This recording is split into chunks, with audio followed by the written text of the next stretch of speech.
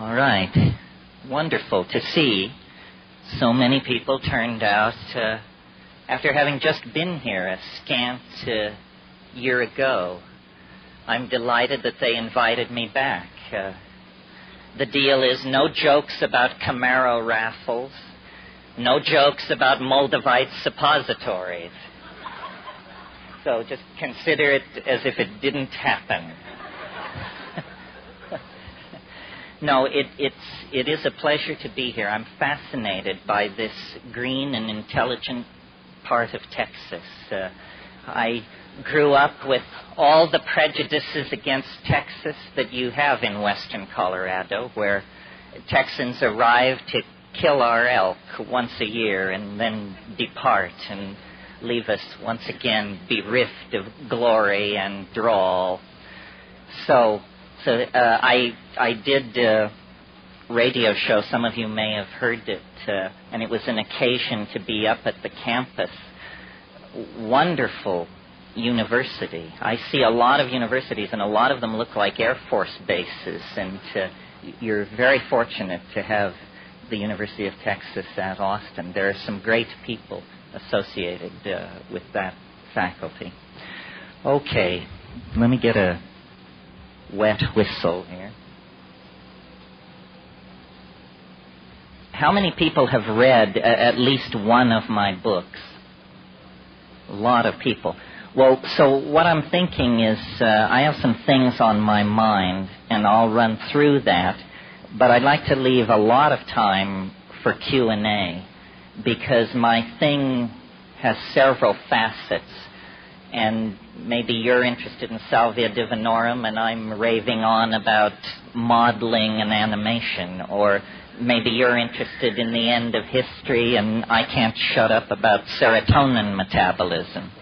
So this is all part of the picture, but driven by your needs and your agenda, I think it's much more fruitful. It's much more fun for me. The audiences in these things are the great joy. And I should say to you, as I say to all my audiences, the psychedelic community is still small and tight, and we look pretty much like everybody else out there.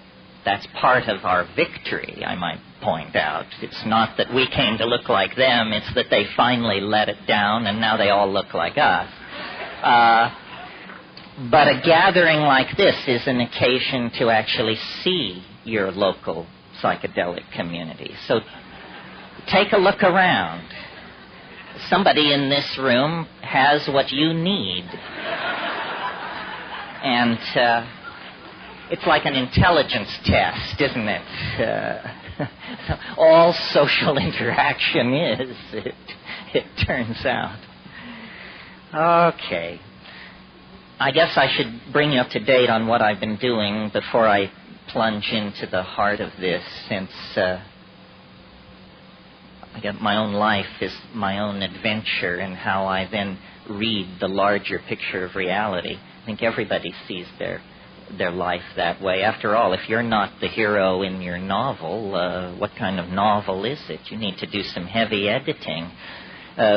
Robert Anton Wilson once said, we should define reality as a plot run by a closely knit group of powerful insiders, yourself and your friends, of course. I mean, if you don't believe that, you have a loser's scenario, and who needs a loser's scenario? So what I've been doing since I saw you last is basically a lot of traveling. I went to South Africa last October, and that was an education. It was a non-stop 2-week intensive education in humanness, third world colonial politics, Dutch Afrikaner history, a whole bunch of things I knew very little about. It was inspiring, challenging, amazing. Africa, the human home, is right now the great theater of struggle for the human soul. How we deal with the political and social problems of Africa is going to say a great deal about how we will be judged by the future. The problems of Africa are almost entirely created from outside of Africa. And the solutions which are being produced on native soil need all the nurturing and support that we who cheer on the brotherhood of man can give it.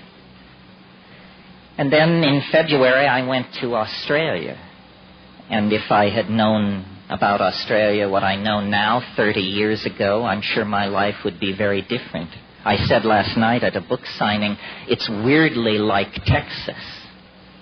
I mean, it's large, it's largely empty, and it has a very eccentric population of hard-driving folks who are lovely to party with and know how to barbecue. So what more can I say? Okay, so enough with personal reportage, local color, putting us all at ease, and all the rest of that forensic malarkey. Cut to the chase.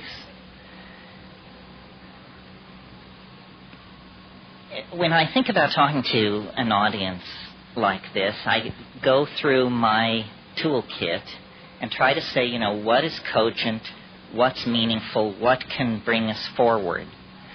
And there seem to be, it's a changing list, but at the moment what seems to be going is the old perennial psychedelic alteration of consciousness for purposes of personal exploration, social reformation, creation of a new art, a new politic.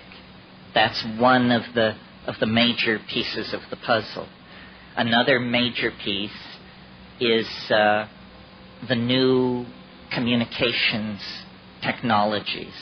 And I mean not only the internet, but the software that allows us, each and every one of us, to be animators, filmmakers, visually expressive people who can produce emotionally moving works of great depth and beauty. This is something that technology has brought to us. And strangely enough, a technology largely produced by psychedelic heads, people like ourselves. I told you last year, I think when we discussed drugs and technology, that the only difference between a computer and a psychedelic was one was too large to swallow. Well, great progress has been made in 12 months. In another 3 or 4 years, we will be able to swallow the computer. Some of us may never be able to swallow it. The third piece of the puzzle, which is sort of mine alone to play with, since no one else wants to be this publicly crazy, is the whole business of novelty theory, the approach of a singularity in time that is sculpting the human and natural world, and that is so large an object in the intuitive sphere of human beings that it almost has religious overtones. And then the question for me and the question for you, I suppose, is how much of this can you take without having to take it all? How much of these ideas can you imbibe without having to go the whole distance? And the answer is, it's a personal matter for each person to feel into their circumstance, which means their history, both psychedelic and non-psychedelic, and then to feel into the projection of their future. Do you think you are repeating the lifestyles and algorithms of your parents and grandparents ad infinitum back to Adam? Or do you feel like you've stepped to the front of the train of human evolution, that you are making yourself new every day? If we reach too far back into the stabilizing metaphors of the past, we get rigidity, habit, limitation. If we step too quickly into the unlimited freedom of the future, we lose our grounding. Socialism did this over the past 100 years, and because it abandoned any contact with a realistic human psychology, the best intended people ended up creating nightmare societies. If your theory is not true to the nature of humanness, you will end up beating human beings like metal on the anvil of your ideology. And this creates great human suffering and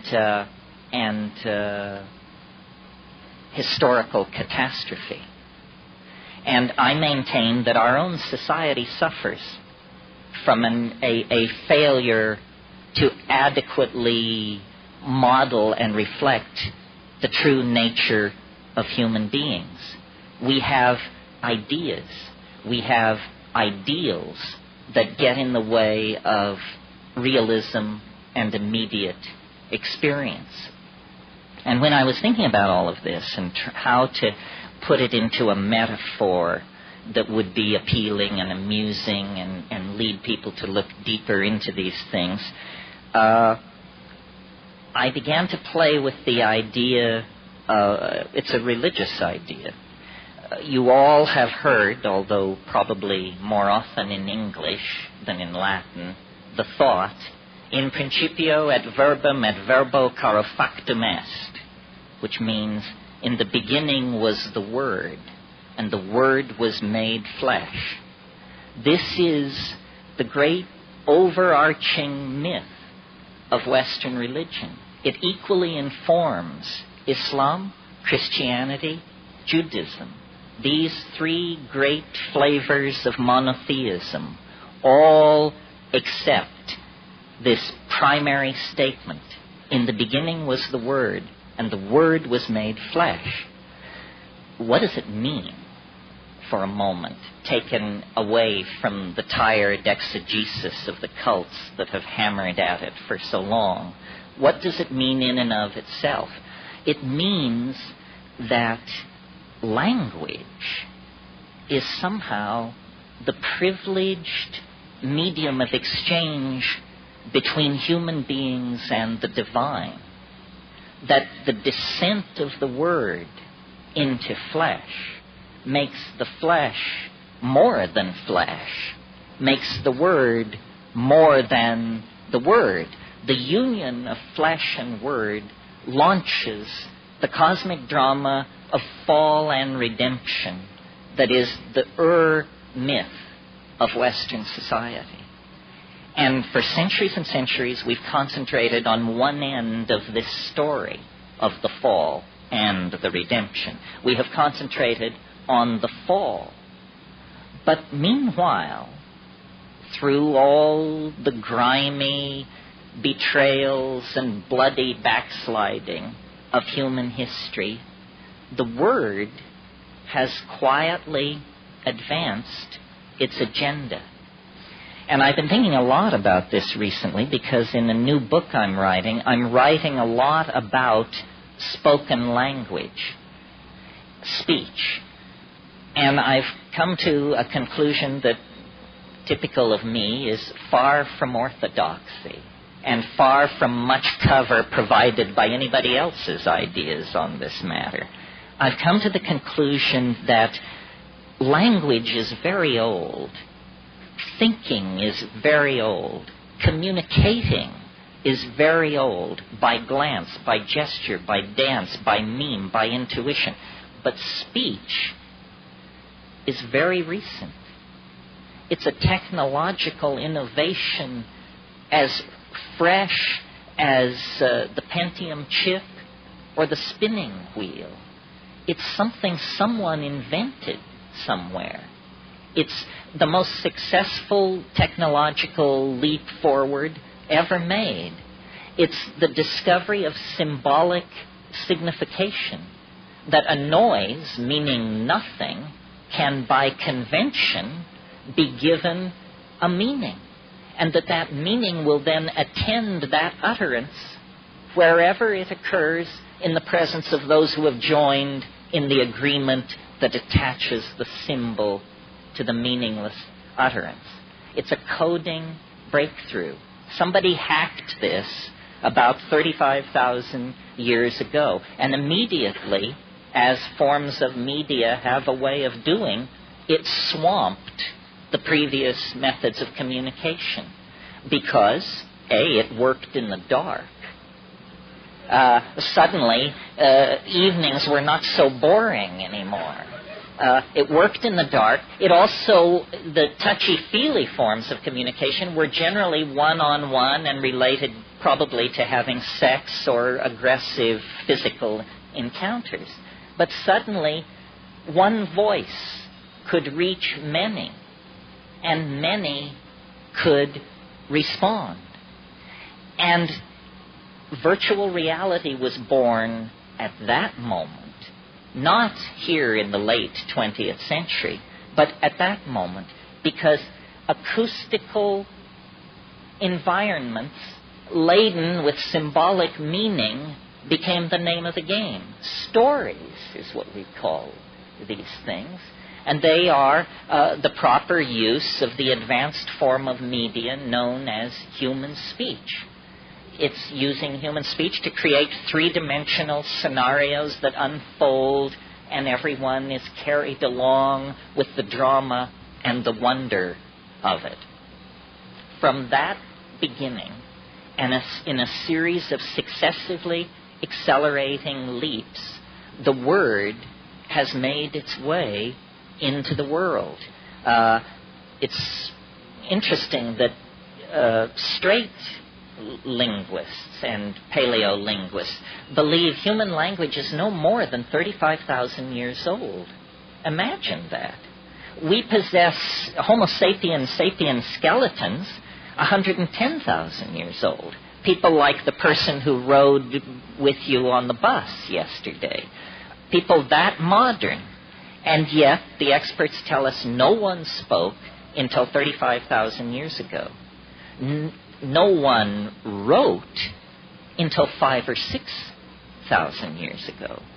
Reading and writing is simply a carrying forward of the original program of signification, first using acoustical signals, and then some other hacker had the brilliant idea, well, if we can use sound to carry abstract associations, why not abstract symbols to carry abstract associations? And writing was born. And what writing allows is expansion of the database, because things are not dependent on the wetware of human memory to survive from generation to generation. Suddenly, the mush of brain is replaced by the durability of wood and stone and clay. And these things then become the medium upon which the primary database of the culture is being carried forward. Well, the rest of the story you know, and this is not a lecture in the history of communication. Each succeeding refinement in communication has brought the word deeper into its association with the flesh until the present. And at this moment, there is a kind of what dynamicists call a cusp, a turning of the system upon its axes. And the word is now beginning to make the return journey to the mysterious and hidden source from which it descended.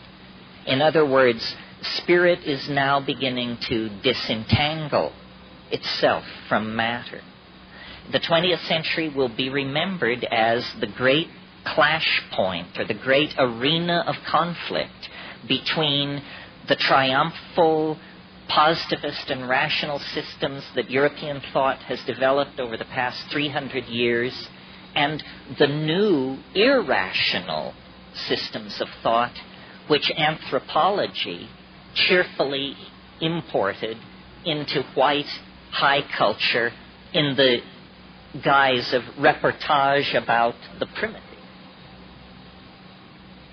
But this reportage about the primitive turns out to be a kind of Ouroboros conundrum, the snake taking its tail in its mouth. In the past 100 years, as these super technologies have been developed in the West, the smashing of atoms, the invention of radio, television, computers, immunology, so forth and so on, data has been arriving about the practices of Aboriginal cultures all over the planet, that they dissolve ordinary realities, ordinary cultural values, through an interaction, a symbiosis, a relationship to local plants that perturb brain chemistry.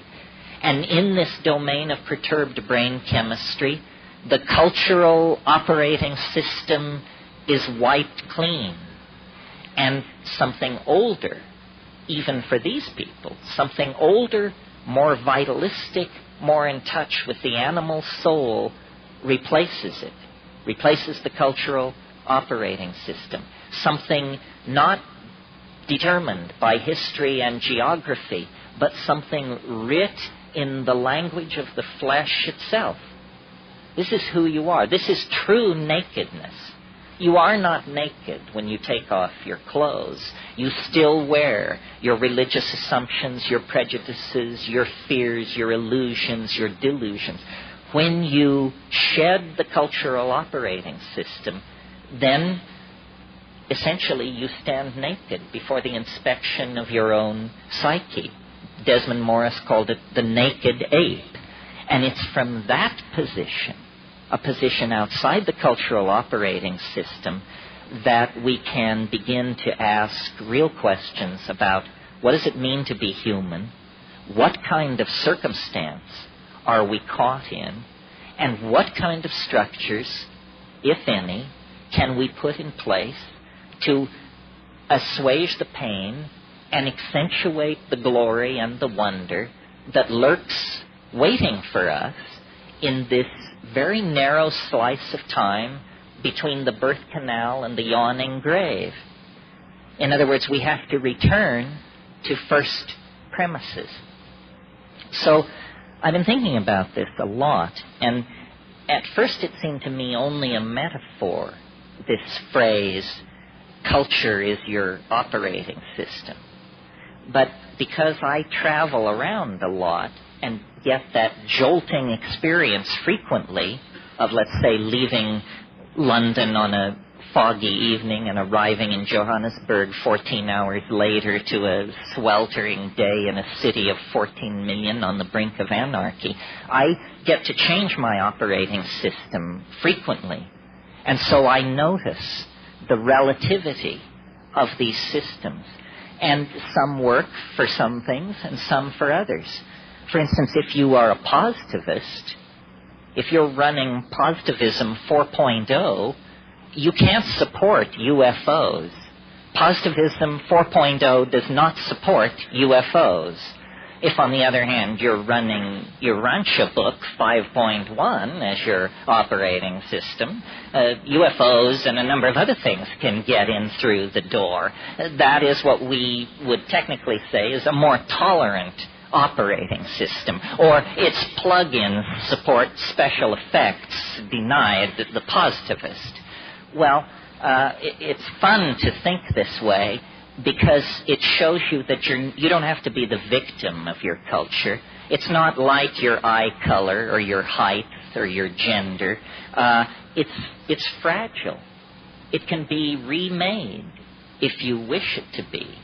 And then the question is, well, how does one download a new operating system? Well, first of all, you have to clear some space on your disk. The best way to do this is probably with a pharmacological agent. You think of some while I have a drink of water.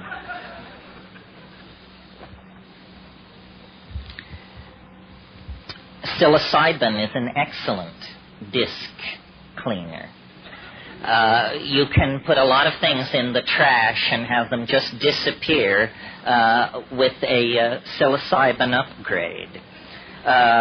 Other pharmacological agents that will clear your disc are ayahuasca And of course, these are gentle clearings of the disk, which take 5, 6, 7 hours. If you're in a hurry to dump that old data and leap right into the new operating system, click on the button marked dimethyltryptamine. A compressed disk erasure will immediately be downloaded, unstuffed, bin-hexed, implemented, installed, run, and you will find yourself with an entirely different head. Now, shamans have always known, though they may not have used the kind of language I'm using here, shamans have always known this trick. What trick? It has two facets. First of all, that culture is an operating system. That's all it is. And that the operating system can be wiped out and replaced by something else. So, essentially, what's going on among shamans and those who resort to them for curing and counseling and so forth is somebody's running a slightly more advanced operating system than the customer. The shaman is in possession of certain facts about plants, about animals, about healing, about human psychology, about the local geography, about mojo of many different sorts that the client is not aware of. The client is running culture light. The shaman paid for the registered and licensed version of the software and is running a much heavier version of the software than the client. I think we should all aspire to make this upgrade. It's very important that you have all the bells and whistles on your operating system. Otherwise, somebody is going to be able to get a leg up on you. Well, what's wrong with the operating system that we have? Consumer capitalism 5.0 or whatever it is. Well, it's dumb. It's retro. It's very non-competitive. It's messy. It wastes the environment. It wastes human resources. It's inefficient. It runs on stereotypes. It runs on a low sampling rate, which is what creates stereotypes. Low sample rates make everybody appear alike, when in fact the glory is in everyone's differences. And the current operating system is flawed. It actually has bugs in it that generate contradictions. Contradictions such as we're cutting the earth from beneath our own feet. We're poisoning the atmosphere that we breathe. This is not intelligent behavior. This is a culture with a bug in its operating system that's making it produce erratic, dysfunctional, malfunctional behavior. Time to call the tech. And who are the techs? The shamans are the techs. Well, so I think you get the idea. Very important to upgrade your operating system by dumping obsolete cultural subroutines. They are simply taking up disk space.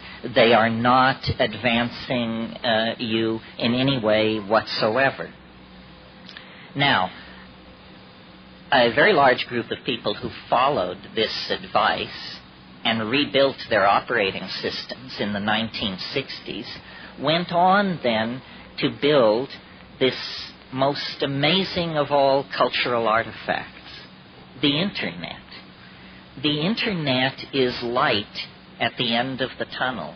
I don't care if it's being used to peddle pornography. I don't care if it's being trivialized in 1,000 ways. Anything can be trivialized. The important point is that it is leveling the playing field of global society. It is creating de facto an entirely new set of political realities. None of the constipated oligarchic structures that are resisting this were ever asked. Their greed betrayed them into investing in this in the first place without ever fully grasping what the implications of it were for their larger agenda. The Internet basically means you can now be as free as you are motivated to be, as free as you dare to be. Tim Leary, years ago, it was something he used to say that never got quoted as much as turn on, tune in, drop out. But it seemed to me it was maybe better advice. And he used to say, find the others. Find the others. Well, if you're a gay kid in Fargo, North Dakota, if you're a mescaline enthusiast in Winnipeg, if you're a student of alchemy in Moose Jaw, community is pretty much out of reach for you. Or it was until the coming of the Internet. And the Internet introduces everybody, no matter how weird, no matter how marginalized, no matter how peculiar, to the fact that there are others like you. There are others like you. Find the others. Make common cause. Realize that it's the deals you cut and the friends you make that determine where you're going to be standing when the flash hits. I mean, that's just obvious. And you see, the cultural game is a game of uniformitarianism. Cultural myths are that we are all alike. We Americans, each created equal. I mean, if you can believe that at an operational level, then I have some bridges I would like to sell you. It's a necessary truth to do political business, but it is not the truth. The truth is that you are not created equal with yourself from day to day. Leave alone any comparison with anybody else. You are not the person you were yesterday, nor the person you will be next week. What is an observation like that? What shadow does it cast in a world of all people are created equal? These are clashes of operating systems. There's an axiom in one, all created equal, and an axiom in the other, each divergent. These things can't be parsed. They can't be brought together. So culture plays a game of simplification. If you can make people think alike, they will buy alike, they will worship alike, and if, politics demands it, they will kill alike. So the uniformitarian agenda of culture is not an agenda friendly to you or to me or to any other individual. And if you start out from that point of view, you will soon realize that culture is not your friend. Now, this is not exactly PC to say, what with everybody running around recovering their Latvian roots and their Irishness and their this, their whatever. Culture is not your friend. If you define yourself as a member of a group, of any group, know that that is a gross simplification, and that everything about you that is interesting and unique is betrayed by defining yourself in that way. Most racism is practiced by people of the race that they are making racial judgments about. White people have far more racial opinions about white people than any other racial group, because that's where they spend their time. These gross simplifications betray humanity, betray uniqueness, make sane politics impossible. What we have to do is get back to the reality of the flesh, the reality of the individual identity. This is how we come packaged. A race, that's an abstraction.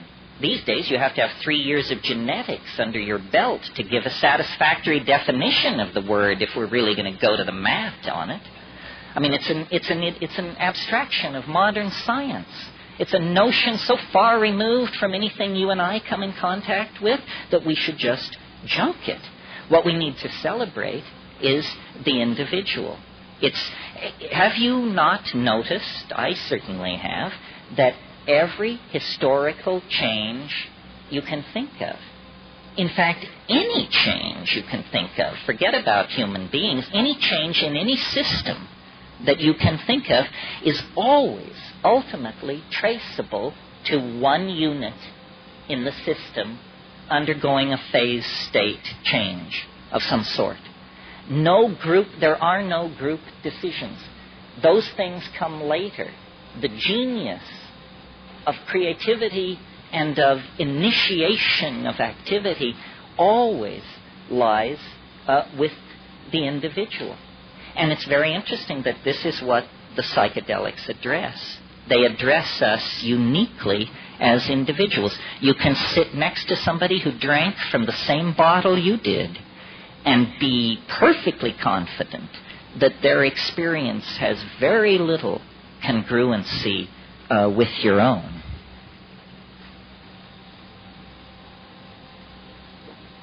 Well, so then if we let the scales of cultural values fall from our eyes and try not to look at the world through the eyes of science or democracy or capitalism or Christianity, what is there beyond ideology? What are the facts of the matter? As I see it, the most visible facts on the surface of things, on the surface of being, I see the law of increasing complexity. Things have gotten more complicated through time. I have never met anyone who could successfully argue against this. That doesn't mean it's true, but it means that it may be, as Wittgenstein used to say, true enough. True enough that as you approach the present moment in the only area of the universe which we have accurate data about, which is this planet, things become more complicated. 1,000,000 years ago, there were no human civilizations. 1,000 years ago, there were no machines to speak of. 100 years ago, there was no communication infrastructure to speak of. 10 years ago, there was no internet. 18 months ago, there was no Java. Things are complexifying, intensifying, moving together. This is the universal drama that is reaching culmination in our lifetimes. Because, and I offer this, don't believe me, for God's sake, don't believe anybody, just take this stuff in and then measure it against your own experience. The second extracultural fact that I've been able to discern, the first being things get more complicated as you approach the present, and the second being that process of complexification is occurring faster and faster. The early universe was very slow moving. It took a long time for things to cool down and life to begin its agonizing march out of the slime into animal form, meeting extinction and catastrophe and setback after setback, but always picking itself up literally out of the mud and moving forward. Well, as life left the ocean, the pace of evolution quickened. As life radiated across the land, the number of phyla multiplied, the number of species multiplied. Finally, 1,000,000 years ago, pick a number, 1.5 million years ago, the higher primates begin to use tools. Fire enters the picture. And just as an aside, isn't it interesting how long people used tools and fire before spoken language enters the picture? I mean, we possess tools 1,000,000 years old, human tools.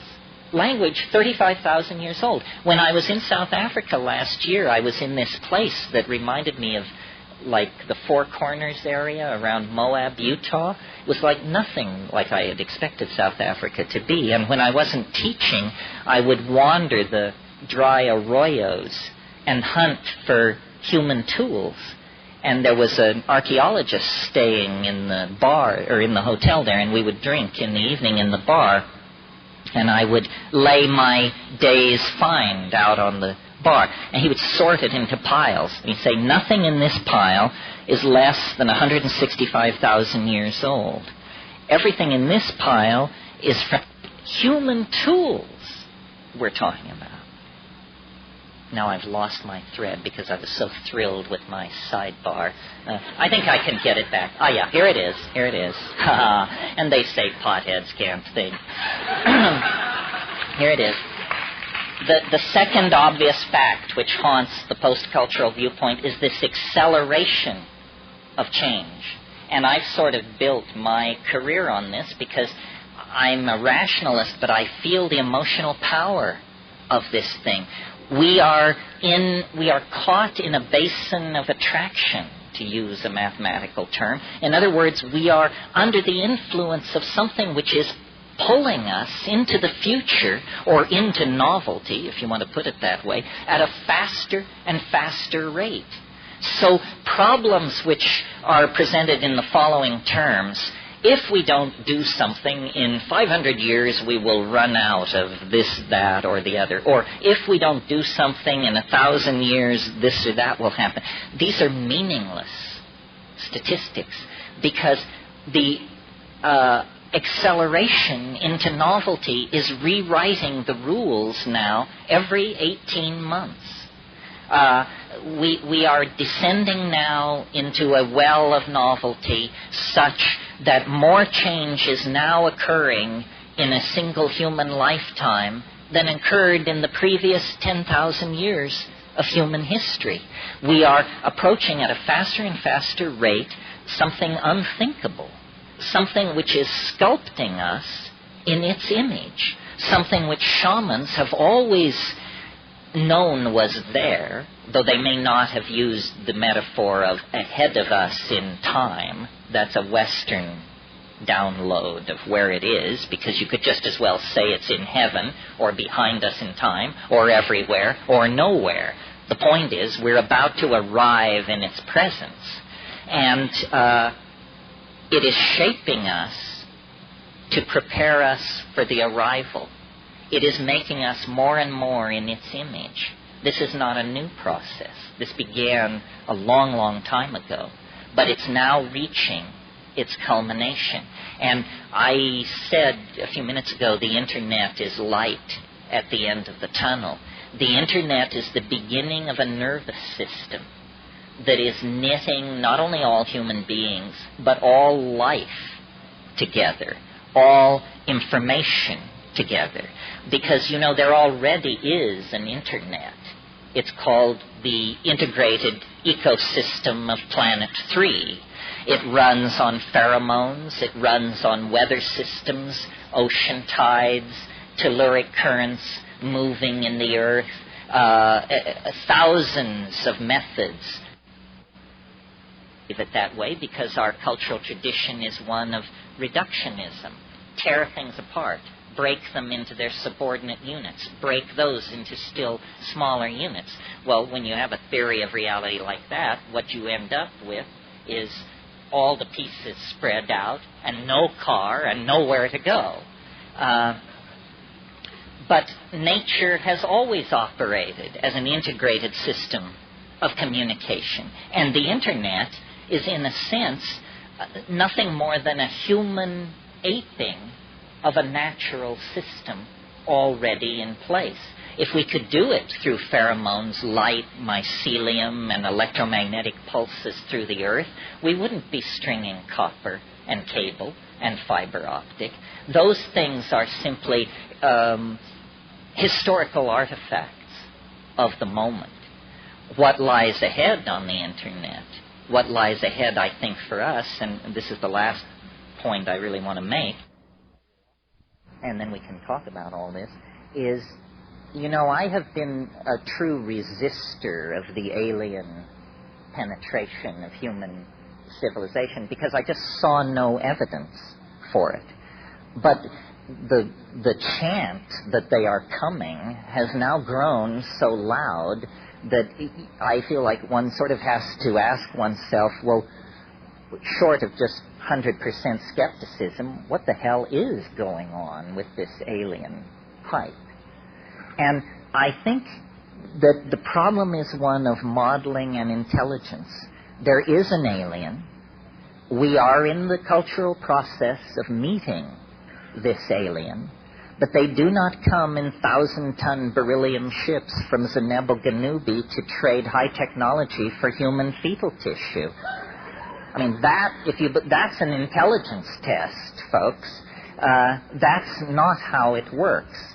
Our own hysteria makes it very difficult for us to deal with the presence of the alien, and the alien knows that.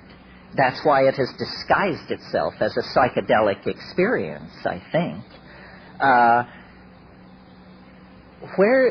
How in all those 50s B science fiction movies, there was always this theme of the landing area. And I saw it in Mars Attacks, too. There must be a landing zone. Somehow we must let them know that we welcome them by building a landing area. And the Nazca Plain has been claimed, and on and on and on. I think that the alien is a creature of pure information. It's purely information. It's non-local. It comes out of the Bell non-locality part of the universe that exists distributed through hyperspace. The alien is real, but it is only made of information. And therefore, the only dimension in which it can be encountered is a dimension of pure information. Fortunately, we are building a dimension of pure information. Providentially, we have named it the net. The net is a net for catching the alien mind. How will it come? Will it descend upon our websites in a flash of light? I don't think so. How it will come is hacked through human fingers. The alien is real, but it is within us. It can only communicate information, and that information has to be made real in this world by human coders. So if we were to set out lightheartedly to build a virtual reality as alien as we could make it, I maintain that 3/4 of the way our hair would be standing on end, because we would realize we are not inventing this. We are discovering it. Michelangelo said, the form is in the block of marble. What I do is I take away the part that is unnecessary and reveal the human torso within the block of marble. In the same way, the alien is already within us, but we must model it. We must call it forth into a dimension of potential dialogue. And I think that ultimately this is what high-tech society can bring to the shamanic equation. Shamans have been dealing with spirits, entities, powers for more than 100,000 years. But it has always been on a one-to-one basis. One human being at a time went up Mount Sinai to talk to the fire on the mountain. But with virtual reality, we have a technology that allows us to show each other our dreams and, yes, our hallucinations. And as we begin to show each other the contents of our own heads, and as we begin to explore the alien Niagaras of beauty that pour through your consciousness under the influence of some of these substances, we are going to discover that we are not what we thought we were. The monkey flesh is penetrated by something, dare I say it, divine, or at least alien, transplanetary, and beyond the power of human comprehension. I don't know if we're talking about God Almighty here. I don't know if we're talking about the God who hung the stars like lamps in heaven, as Milton says. That seems a tall order. Maybe what we're talking about is the God of biology. Something has happened to this planet. It has become infected with an informational, call it virus, call it force, call it being, that is using matter, and yes, using our flesh and our thoughts to bootstrap itself to higher and higher levels. And now the prosthesis of machinery and the possibility of an artificial intelligence raises the real option of producing, of actually midwifing the birth of an entirely new, not species, but order of biological and intelligence in existence. The human-machine symbiote is upon us. I mean, it's been with us for a while, since the first wheel was carved, since the first stick was sharpened. But that was all very simple stuff. Now it's clear that we are in partnership with an other mind which comes to us through our machineries and through the biosphere. Wherever we press beyond the thin curtain of rationalist culture, we discover the incredibly rich, erotic, scary, promising presence of this intelligent other, which beckons us out of history and says, you know, the galaxy lies waiting. A galaxy of galaxies lie waiting. Lose the encumbrances of three-dimensional space. Return with the word to its higher and hidden source. And at that point, you will discover the alchemical paraclete will be given unto you. The alchemical dispensation will be given. And as James Joyce said, man will be dirigible. What did he mean? He meant that we will lose the limitations of physical and three-dimensional space, that we are destined to become mental creatures. People say, well, isn't this a terrible thing? What about this, that, and the other? All the things you're worrying about, we turned our back on 25,000 years ago.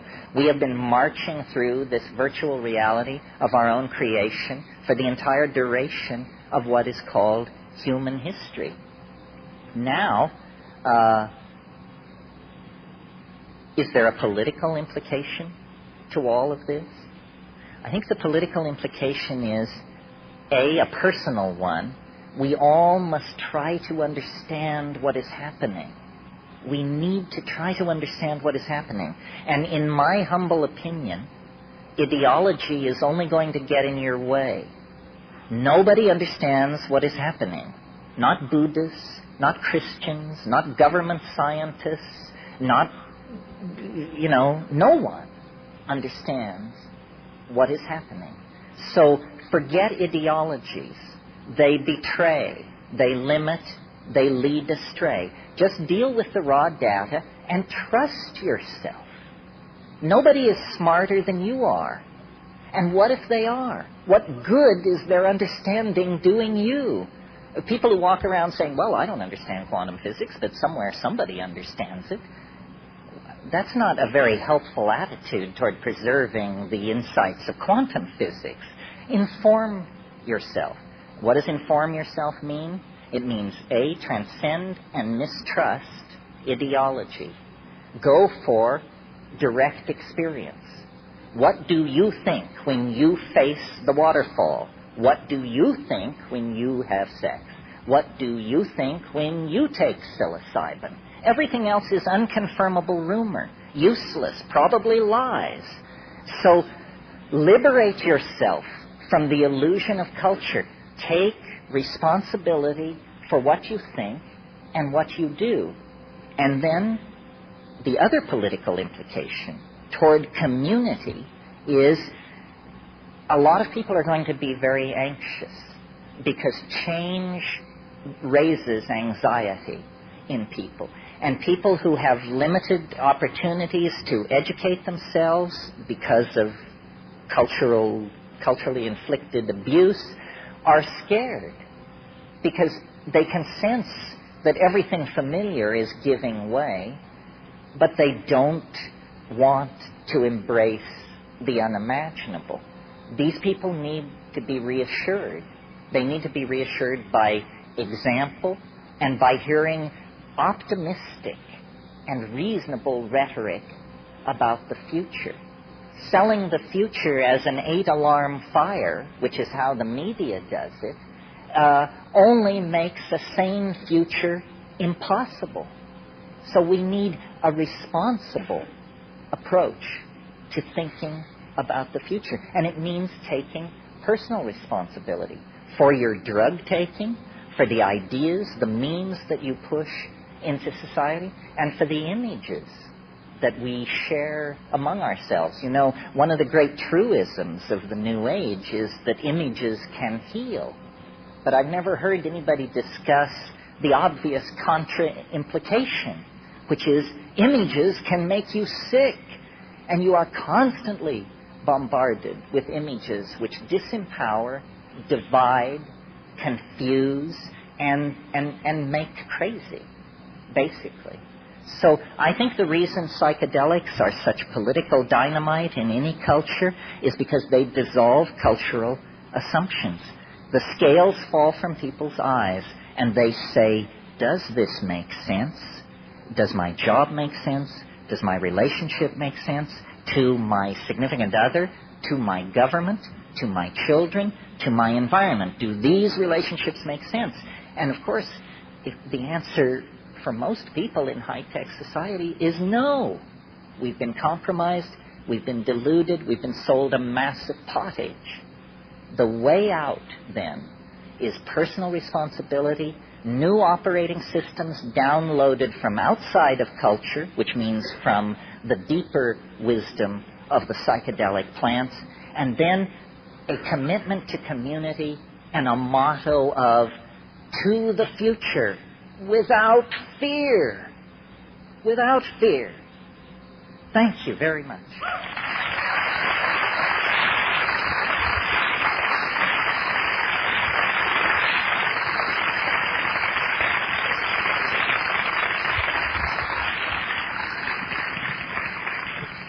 Well, so much for a promise to be brief. You just wind the guy up and point him, and off he goes.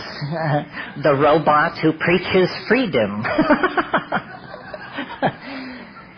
Questions, challenge, anything, anybody. Yeah, you. Well, yeah, it's a tricky question because what's being maximized as things come together is novelty. And so then we have to have a discussion about what is novelty. To my mind, an explosion takes a complicated situation and reduces, or as mathematicians would say, flattens its dimensionality. An art gallery or a beautiful home is far more interesting before an explosion than after.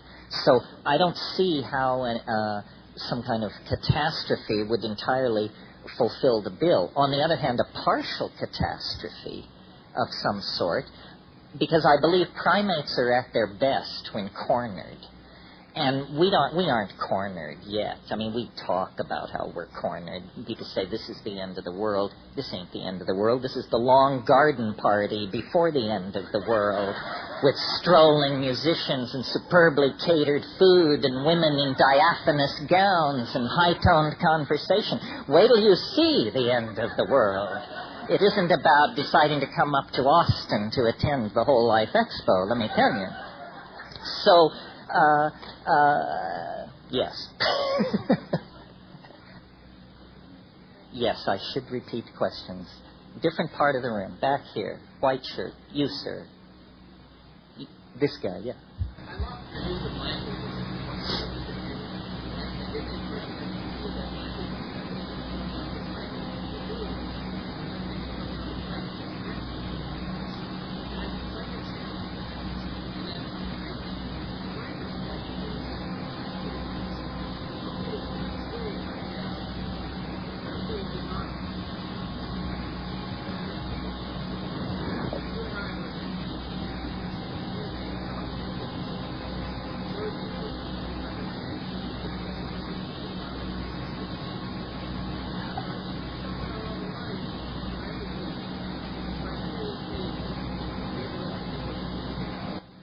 Yes, you eloquently represent the position that language was invented in order to lie, right? Well, that's what the second guy who got a hold of it, I'm sure, probably did with it. You're right that I have an incredible enthusiasm for verbal speech, but it's only because it's easy for me to do. If I didn't do this, I'd have to find honest work. However, I'm aware, I'm very aware of the limitations of language, and one of the things I've talked about a lot is what I call visible language. You used the example of telepathy, that if we were in telepathic communication, how could I lie? Because you would perceive my intent. The key to making language more true is to make it more visual. Now, that can't just take the form of a bigger vocabulary and more colorful metaphors. Like people will say, when he spoke, he painted a picture. Or listening to him was like watching a movie. I think ordinary speech goes through a series of stages, from articulate to eloquent to poetic to demagogic. And demagogic is where you want to be careful, because then you can turn, essentially Hitler turned history on its head with speeches. He just could really deliver a stem-winder. I've been fascinated by the fact that in the Amazon, under the influence of ayahuasca, people sing songs, but they see the song they sing. And when you hear people talking about it afterwards, people will say, after listening to a song, I love the part with the olive drab and the chrome, but I thought when he got into the magenta and yellow stripe thing, it was just too much. Well, this is a critique of a song? And then when you take ayahuasca with these people, you discover to your amazement that is a blue ribbon a foot across that descends from floor to ceiling and has a yellow center, and then puts knobs in the ribbon, and you can start singing and building, modeling, animating in 3 dimensions with sound. Well, I maintain that our insistence technologically on pushing our media toward ever more immediate sensations, so that if we have photography, it's black and white, we demand color. If it's color, we demand motion. If it's motion, we demand sound. If it's sound and motion, we want 3D. It's that we trust our eyes. And the natural domain of communication is visual for human beings. We're like octopi in that way. So really, language needs to evolve toward the visual, and that's why I'm very keen for technically dense prosthetic environments where every time you say the word "and," a yellow 3-dimensional triangle appears in the air. Every time you say "or," an orange ball appears. A computer is listening to what you're saying and giving a geometric accompaniment to speech. I think that there are forms of telepathy that we can evolve through the use of drugs and computer-assisted technologies that will allow us to see each other's dreams. In spite of your correct assessment that I'm keen for the spoken word, I spend all summer learning modeling and three-dimensional animation programs from my son because I want to animate. I want to model. I see things on my trips that I have never been able to English, but that if I were a fully competent modeler and animator, I would just say, check it out. And I'm going to do that, and I urge you to do that. I mean, it's a funny thing to be told you want to spiritually advance, study 3D animation. But these are the frontiers of communication. We have an obligation to make our language more immediate. It is the most godlike thing we do. If you're looking for the thumbprint of Almighty God on the biological organization of this planet, it is human language. It is a miracle. I don't give a hoot what the dolphins and the honeybees are out there in the woods doing. It ain't like Milton. It ain't even like Bob Dylan. It ain't even as good as this, I'm willing to say. No, human communication is what we are, and it will lead us to be a symbiotic species if we put the pedal to the metal.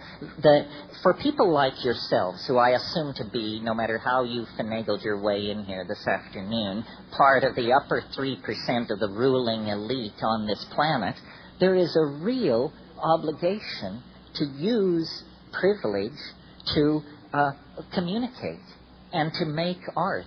I think this is what, if the good life has any purpose other than to drink beer and watch TV, it's to produce art. This is how you make a payback into the community. And art is ambiguous. Your art may say things to people other than yourself that it would never say to you. But that's how we make the community richer. That's how we enlarge the dimensions of the human soul, by making art. Yeah.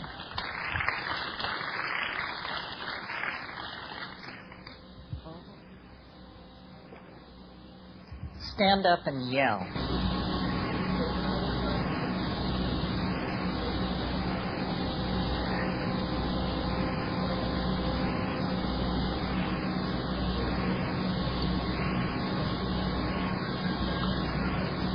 Louder. You said, do you take psilocybin and see self-transforming machine elves? No.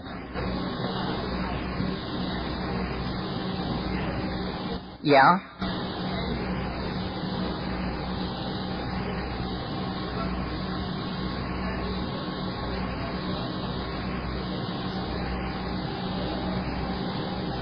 The question is, when you encounter the self-transforming machine elves in hyperspace, do you think that's a reflection of ourselves, or do you think it's an alien, or, I mean, I'm paraphrasing, but it's something like that?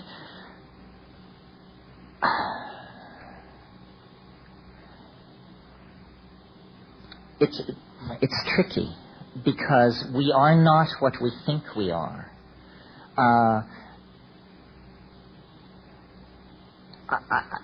Maybe I didn't spend enough time on this alien thing. I referred to non-local domains of information. This has to do with this idea in quantum physics that there is something called Bell non-locality, that all particles that were ever associated remain associated in some mysterious way, no matter how far apart in time and space they have drifted. Well, according to the Big Bang, all particles were once closely associated. At the moment of the Big Bang, everything was in a space less than the diameter of the proton, or some piddling distance like that. So then this was an idea that was just thought so outlandish that there could be this instantaneous dimension of connectivity that it was dismissed from quantum physics in favor of an acceptance of a somewhat less outlandish but equally challenging notion, which was the Heisenberg uncertainty principle. And that's how it was left for about 40 years. But there were thought experiments that people talked about that could test for this Bell non-locality. Well, eventually, these apparatus were actually built, and these experiments were performed. And what do you know, Joe? Bell non-locality can be demonstrated the same way any other physical phenomenon can be demonstrated, given a sufficiently prepared laboratory situation. It's real. It's not woo-woo. It's actually scientifically true at the fundamental core of physics that all space and all time is in some form of simultaneous connection. Now, it gets a little dicey if you ask questions like, can we use this to get and send information? And I don't want to go into that because I think I already have the answer, no matter how good the arguments against it. I believe this is what the human imagination is. That you have two eyes to show you local space, and then you have an organ called the mind, which doesn't protrude anywhere on the surface of your body, except occasionally in some cases. It will lodge on a surrogate. But generally the mind is invisible, but it gives you non-local data. That's what the imagination is. That's non-local data. Everything in the imagination is real. Somewhere so far away in space and time that it makes absolutely no sense to give it another thought. Ever again. Don't ever think that thought again. But know that everything in the imagination is real. So it's ridiculous to speak of my imagination or the human imagination. There is just the imagination. But see, if all information is there, 99.999% of that information is not intended for human beings and makes no sense whatsoever to us. It's basically static. It's either above or below our cognitive power to organize, and so it is meaningless. But 0.0000001% of this non-local data is enough like local data that we can make metaphoric bridges to it and say, well, it was like this, and it was sort of like this, and it was a kind of a this, and it reminded me of something else. And that's the stuff of the imagination. And to the degree that you can accept alien data without freaking out, you can go deeper into the imagination. I have a friend who says of psilocybin mushrooms, every time I take it, my goal is to stand more. And he doesn't mean stand more in terms of dosage. He means stand more in terms of content. Because it can always raise the bar higher than you can jump. I mean, I've had dialogues with it where after hours of dancing mice and personal revelations and kind of a sense of familiarity, I've said to it, well, but what are you really? Show me what you are for yourself. Well, my God, the temperature in the room begins to fall towards zero. Black draperies rise. There's an organ tone that shakes the earth.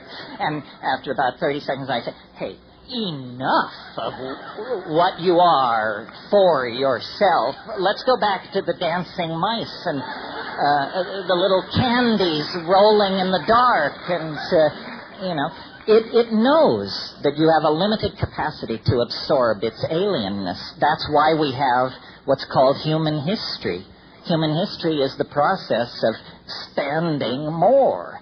And it's now we've sort of come to the short and curly part of the process where they're just around the corner. I mean, all you have to do is smoke a doobie, look out at the evening sky, have a dream, talk to a friend, and the alien is very, very, its trailing aura, or its leading aura, I guess. Its leading aura has now intersected human psychology. But cheerful stories of space brothers and scary, silly stories of fetal trading, high technology freaks in league with the government. Hey, it's so much bigger than that. It's so big that it has disguised itself as an alien invasion to keep from really alarming us with what it really is. How are we doing here? Couple more questions. If you could come to the microphone so the tape recorder could pick it up. A lady, yes. Would you like to come up and we'll get you on tape here?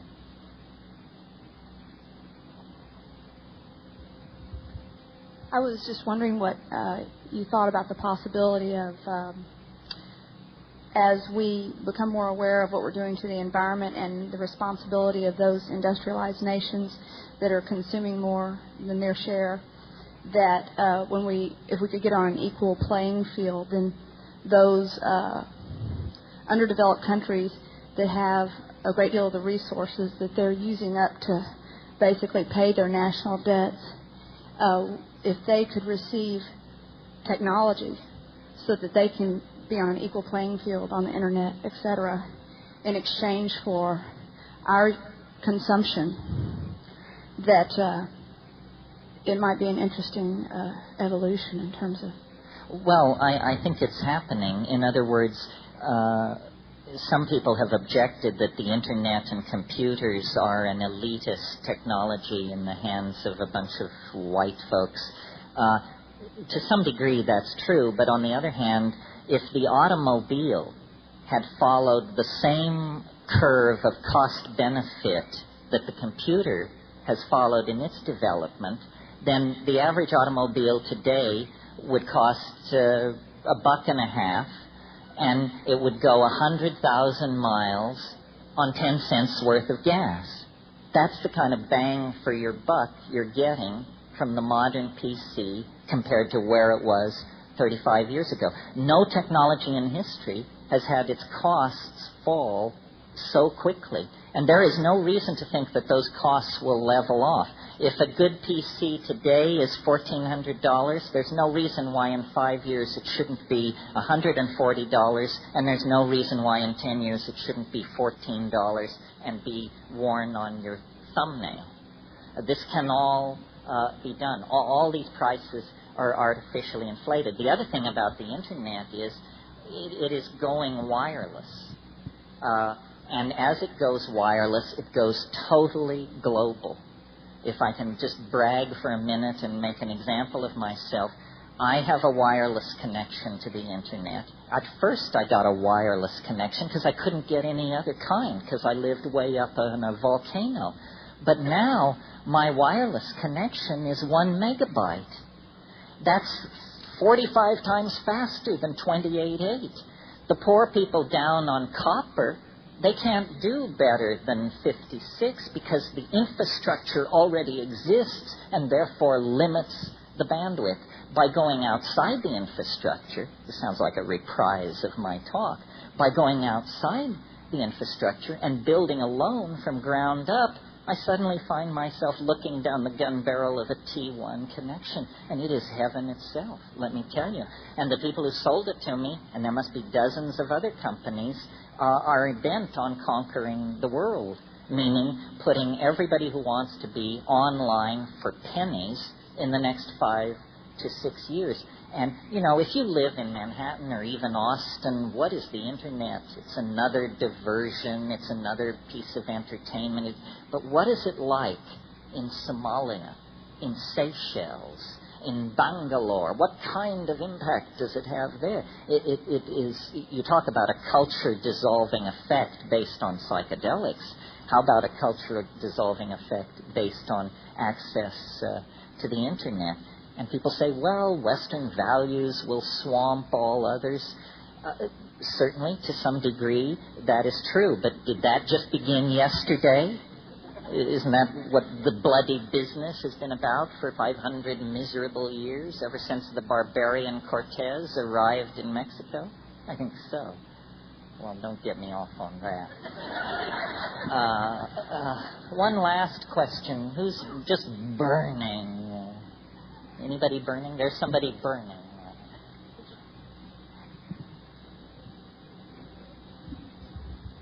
So, where do you think we're going to be on December 22nd, 2012? All together. All together. It's a nice answer. Here's another one. Why have only one answer? It's too early to tell. In other words, asking that question in 1997 is like asking a man looking east at 1 a.m. what he thinks the sunrise will be like. It's just too early. the sun lies over the event horizon of the planet. In other words, we can't see around the corner yet. In terms of our analogous cultural development, right now we've reached approximately the year 1000 AD. And between now and 2012, at an incredibly accelerated rate, we have to do a number of things. Discover the New World, invent the calculus, have the Renaissance, then have the Reformation, then have the Industrial Reformation, then have the 20th century. All that has to be squeezed into the next 14 years. The real outlines of what is tearing toward us will probably be the province of squirrels and visionaries like myself until around 2004 and 5. And by that time, it will be clear to everyone what is on the end of every fork, as William Burroughs once said. In other words, it will be clear that history has been canceled. It will be clear that there is no human future except through hyperspatial breakthrough. We will all be walking around on an internet that is 90% VRML based and hence three-dimensional and interactive. And nanotechnology will be beginning to deliver its goods to society. New forms of propulsion system are going to move the outer planets to within a few weeks' travel, so forth and so on. So we cannot at this moment know the true nature of the eschaton, because at this moment, if we knew the true nature of the eschaton, it would shatter our cultural assumptions and our individual understanding completely. We have a lot of heavy lifting to do. There's a lot of self-education, hard tripping, and heroic dosing that needs to be done before we can meet the eschaton on a level playing field. Be there or be square. Thank you.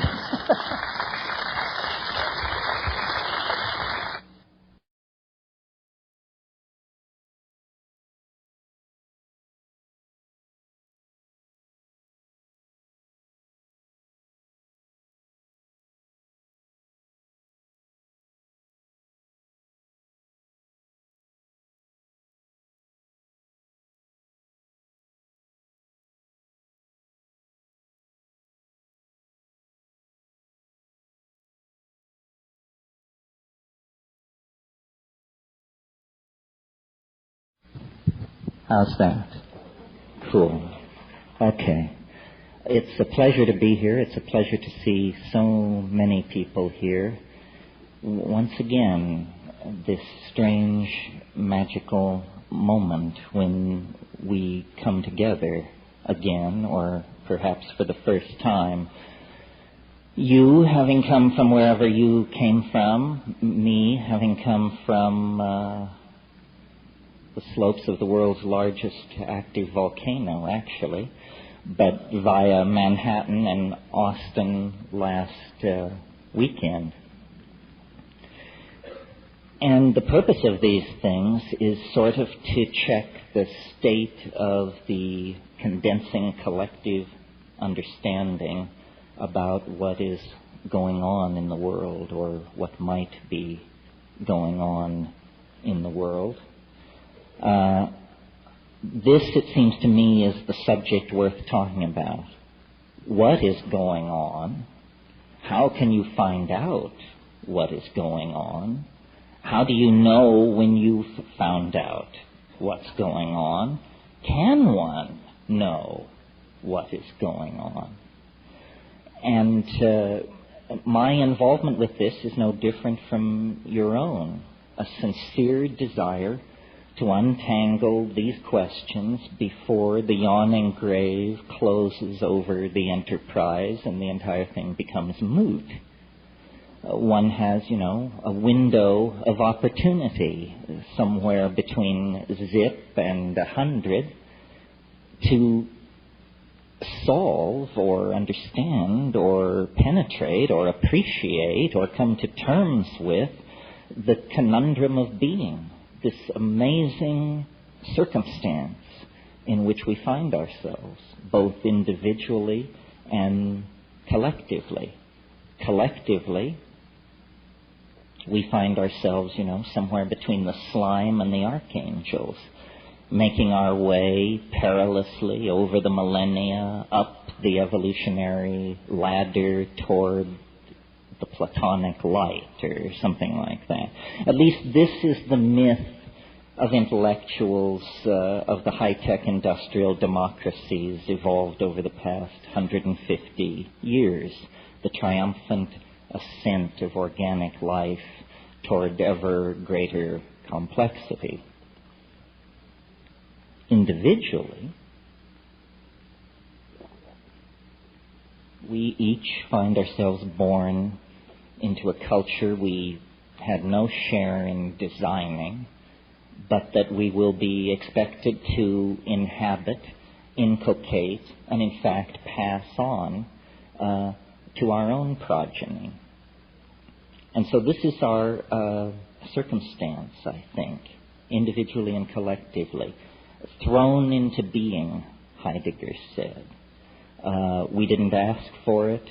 Here it is. What are we to make of it? And obviously, if you toured the halls of this exhibition, we are to make much of it and money of it. These two principles seem to emerge. That there is much to be said, many ways to slice the pie, and the market economy is a very fertile domain in which to thrash this all out. You can sell your answers, you can trade your answers, you can upgrade your answers, you can subscribe, serialize, retrofit, export, import, and reinvent answers. Ultimately, I wonder how satisfying all this is. And I'm always amused at my own position in this situation. It's a great paean to the tolerance of the New Age that they keep inviting me back. I'm sort of like the crazy uncle, or you hope for good behavior, but you understand that it's a gamble, because I'm very ambiguous about much of the methods and ways by which we do our intellectual business and pursue the matter of community and salvation. The intellectual tension that seems to work its way through this society almost like fat through meat is the tension between scientific reductionism and the deeply felt intuition of most people that there is a spiritual dimension, or a hidden dimension, or a transcendental dimension. And of course, downloaded into language, it becomes easily ridiculed. And downloaded into tasteless language, it should be ridiculed. But so when we try to formulate our spiritual intuitions, they are inevitably, I think, tainted by what we bring to it. And I was struck as I moved through the hall. It was almost like an exhibition of language types as much as an exhibition of products or possibilities. What were being sold were closed systems of jargon, which once opted into tended to produce answers in a short loop of possibilities. All closed systems of thought are like this. And to my mind, at what seems to me very elderly age of 50, and I know to some people in the room it does seem very elderly, and to others I seem a pup. But anyway, from this vantage point, it seems to me that all of these ideologies are cartoon-like. They flatten, they simplify, they betray, they amuse, which is also cartoon-like. And in amusing, I think that this is where their health-fulfilling and salutary worth lies. They are intended to provoke a small smile. That smile will lift you a little further up the ladder, the rungs of the ladder of being. So I thought today what I would talk about is some of the conclusions that I've come to out of a life of psychedelic voyaging, living inside this insanely contradictory society, and going through the standard moves: marriage, divorce, children, career, controversy, allies, enemies, attorneys, counselors, consultants, accountants, so forth and so on, the same world you live in. What have I... well, the first thing I concluded was to try and flee it, which I did a pretty good job of by going to Hawaii, which, believe me, is a private Idaho.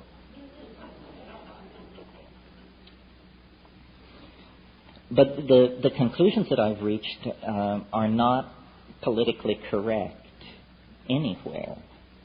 And so I'm very happy to offend everyone, because that seemed to be what I did best, and there's no sign of mellowing at this point. So the conclusion that I reach vis-a-vis the individual and civilization is this: culture is not our friend. Culture is not your friend. It's not my friend. It's a very uncomfortable set of accommodations that have been hammered out over time for the convenience of institutions. A young man gets his first dose of the news that culture is not his friend when told that he's going to be given an air ticket and some training and sent to an exotic country to kill its inhabitants in the name of some political ideal. You have to be fairly dense not to get the message at that point that culture is not your friend. It is using you for its purposes. You would never dream of doing what it now proposes as the only conceivably right and righteous course of action. Well, that's, a black and white, a stark and enormous example of what I'm talking about. But I think every day, in thousands of ways, we betray our impulses toward wholeness, toward community, toward freedom, toward the spirit by genuflecting to cultural values that are squirrely or toxic or simply wrong-headed or obsolete. Culture is not your friend. It's an illusion. What kind of an illusion is it? And this sort of leads on to the other thing I've come to. It's a childish illusion, is the kind of illusion it is. Recently I had a physical examination with my doctor, and after it was all over, he leaned back in his chair and he said, well, most people your age in the 19th century were dead. Yes, quite true. People live a great deal longer in the 20th century. And consequently, I think part of what drives alienation is it's like culture is like being taken in a crap game. If you play long enough, you will figure out that you're being screwed. And, of course, if you die shortly into the game, it never enters your mind. We are all, some of you may have seen the little saying that hangs behind bars in Minnesota, "We get too soon old and too late smart." Well, some of us are getting smart earlier and earlier. And what is seen through to them is the fact that culture victimizes, ideology victimizes. These things are all con games. Reality, culturally defined reality, is some kind of an intelligence test. And those who are joining are failing the test. This is very clear to me looking at, phenomena like alien abduction and the great enthusiasm for conspiracy theory that now seems to attend so much modern thinking. Again, these are epistemological cartoons where low production values made acceptable through tolerance of TV is allowing people to accept material into their own story which should actually end up on the cutting room floor.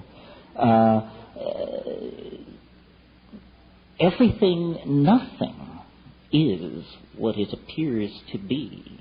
Surely you've noticed that. That's A, right? A is nothing is what it appears to be. Well, therefore, complex, difficult, tricky, and mercurial things are even less likely to be what they claim to be than other forms of reality. So, confronted with the endless whispered rumors and doctored photographs and breathless testimony from the denizens of trailer courts and so forth and so on, what is one to make of all that? Well, I think the message is return to basics. The information matrix has become compromised. The data stream is now suspect. Return to first principles. What are first principles? That's what the 20th century is trying to figure out. Yes, what are first principles? I'd like to suggest to you that a place to begin is the body. You have one. It isn't ideologically defined. It can be ideologically defined. In Catholic school, the nuns used to tell us we should dress in darkness so we wouldn't be an occasion of sin to ourselves. That's an example of the body becoming ideologically defined. But it precedes culture. Culture has to deal with the fact that your eyes are on the front of your face and your anal pore is located near your genitals. Culture would probably rather have it some other way. It would be so convenient, but hey, it's a given. I'm so happy our rumps don't swell in estrus the way some of the other primates do. Can you imagine Giorgio Armani trying to create a line of fashion that comes to term with that? But I digress. So the body is a pre-cultural given. And coming with the body is this amazing thing which everyone wants to give away, throw away, get away from, called the felt moment of immediate experience. The felt moment of immediate experience. This is you, now, here, in your body, with the cheeseburger slowly dissolving, the cup of the caffeine, the bladder, all of these things, collisions, concrescences, the crossing of trajectories of mental process, digestive process, metabolism, intent, income, emotional state, the felt presence of immediate experience, lodged in the body-mind system in the moment. That's who you are. That's what they can't take away from you. Whether they drag you away to prison, beat you, drug you, whatever they do to you, you will still have some kind of felt presence of experience until you drift into the darkness of non-entity. So there then, one can begin to build outward from that core and say, aha, so the stuff of understanding is not information passed by culturally validated coding systems among the primates at high chatter rate. In other words, the truth is not in the public space or the historical space. The truth is in the felt space of the body in the moment. Well, so some great religions have gotten this far. And they, whatever they are, and there are many of them, come at last to advocate something called meditation, which has many guises and travels under many names and methods. But what it primarily is attention to attention. And what it primarily reveals in the ordinary metabolism is frankly, bloody little. Good meditators will tell you how incredibly boring it is. And the rhetoric of the religions that have made meditation the centerpiece of their ontology is a rhetoric of nihilism. I mean, this is, I should have said nihilism, because this is sort of the dirty little secret of Buddhist ontology. It isn't the cheerful new Buddhism being exported from California. It's the old-style Nagarjunian Buddhism that says, it is an emptiness within an emptiness, after an emptiness, before an emptiness. This is Nagarjuna on the nature of Bodhi mind. But interestingly, meditation, pursued not for years or lifetimes, but pursued as a cultural project over centuries, leads not to a clarifying of this philosophical emptiness, but to a discovery that the depths of nihilism, the depths of nonentity, are in fact multifarious in their aspects. Not a plenum is what I'm grasping for. Not a plenum, not an undivided Platonic thing, but an environment of spirit, meaning, power, intentionality, entities, intelligences, levels, swarming in the imagination. And these things can be accessed through drugs, through extraordinary physical practices or ordeals, through various kinds of driving of physiological systems like sonic driving through drumming, or physiological driving through repeated chanting. And then the ordinary boundaries of culture and of body dissolve into a much larger realm, the imagination. And it is this imagination that I think is the place to put our attention. The imagination is a dimension of non-local information. Quantum physics is now moving towards securing the idea that in some kind of a mathematical superspace, all particles in the universe maintain a kind of super state of connectivity called Bell's non-local connectivity. What this means to me is that the imagination is literally another dimension, a dimension that is non-local. Now, the mind, the animal mind, the human mind, the Paleolithic mind, evolved as a master coordinator of sensory data coming into the body from the senses about the level of threat and danger in immediate three-dimensional space. That's the mind's evolutionary function, to preserve the body, to preserve the genetic stream of unfolding by detecting and avoiding threat. And so our minds have evolved in the same way that water takes the shape of its container. Our minds have evolved to take the shape of three-dimensional space and time under cultural under cultural and environmental pressure. Well, we've paid a huge price for this. It probably also has ensured that we're here this afternoon to discuss it. But it's been a long time since the instantaneous reflex to bash the brains out of anything moving near you that's unfamiliar has served us well. You know, I mean, that got old 12,000 years ago. The entire enterprise of civilization has been about something else. The felt presence nearby, ineffable, unsayable, but uncannily penetrating, of beauty, of mathematical connectivity, of supernatural power. And so these are the things, the exploration of which, the singing about of which, make us human beings.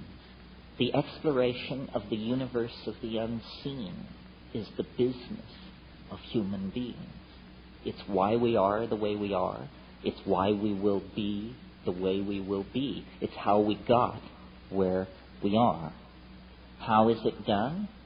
It's done by dissolving ordinary cultural boundaries, by perturbing consciousness, and by paying careful attention to the results and attempting to build models therefrom. Now, in the last few thousand years in the West, this enterprise has been tamed by priestcraft, which combines the enterprise with judicious politicking and a certain amount of ass-licking. Before that, the enterprise was untainted by such secular concerns. It was full force forward into the unknown. And this is the great era of shamanism. And what is shamanism but philosophy with a hands-on attitude? Philosophy not made around the campfire, but philosophy based on the acquisition of extreme experience.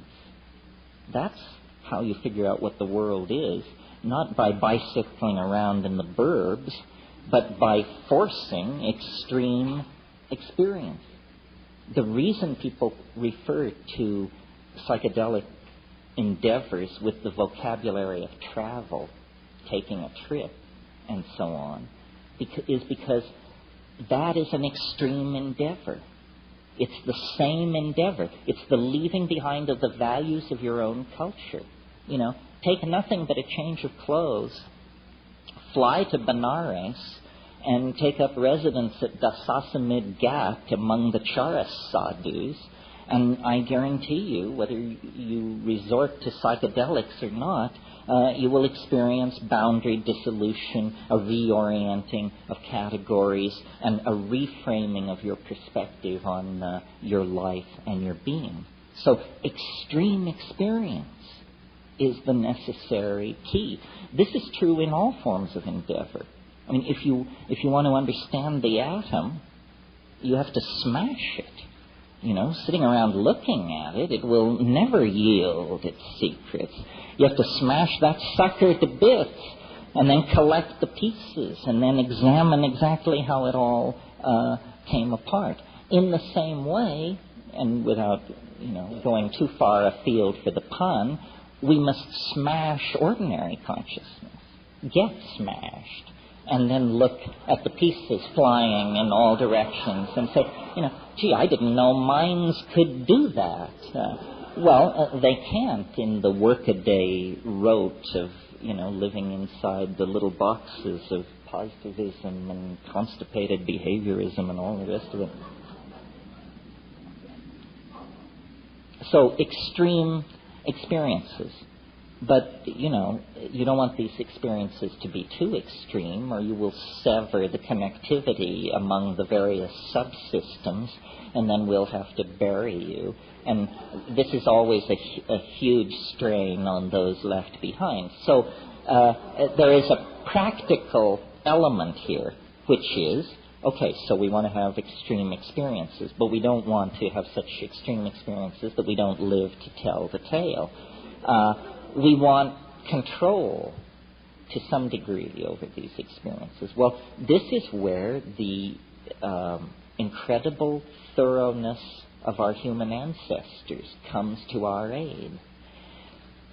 Throughout time and space on this planet, the tribal societies that preceded us made it their business to discover, catalog, and learn to manipulate plants in the environment as the carriers, as the sources of chemical compounds in the environment, which would work extraordinary transformations on consciousness without physical harm, without physiological damage to the organism.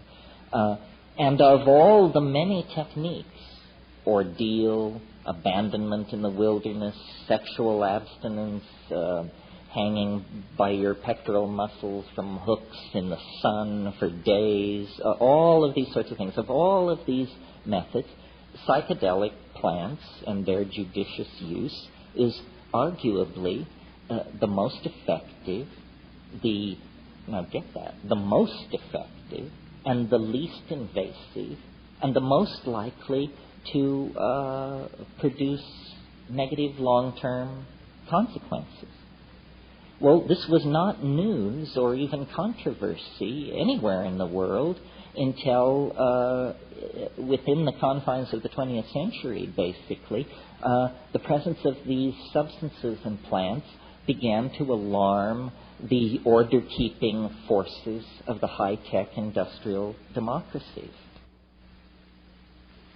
An issue separate from the issue of stimulants and depressants. It's an issue separate from the issue of addiction and dependency.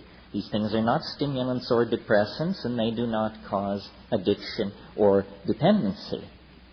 What they cause is what I'm advocating, a fundamental revaluation of cultural values. Because culture, as we are practicing it currently, is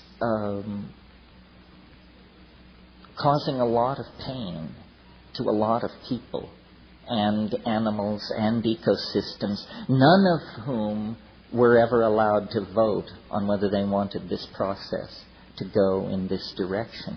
We do not feel what we are doing.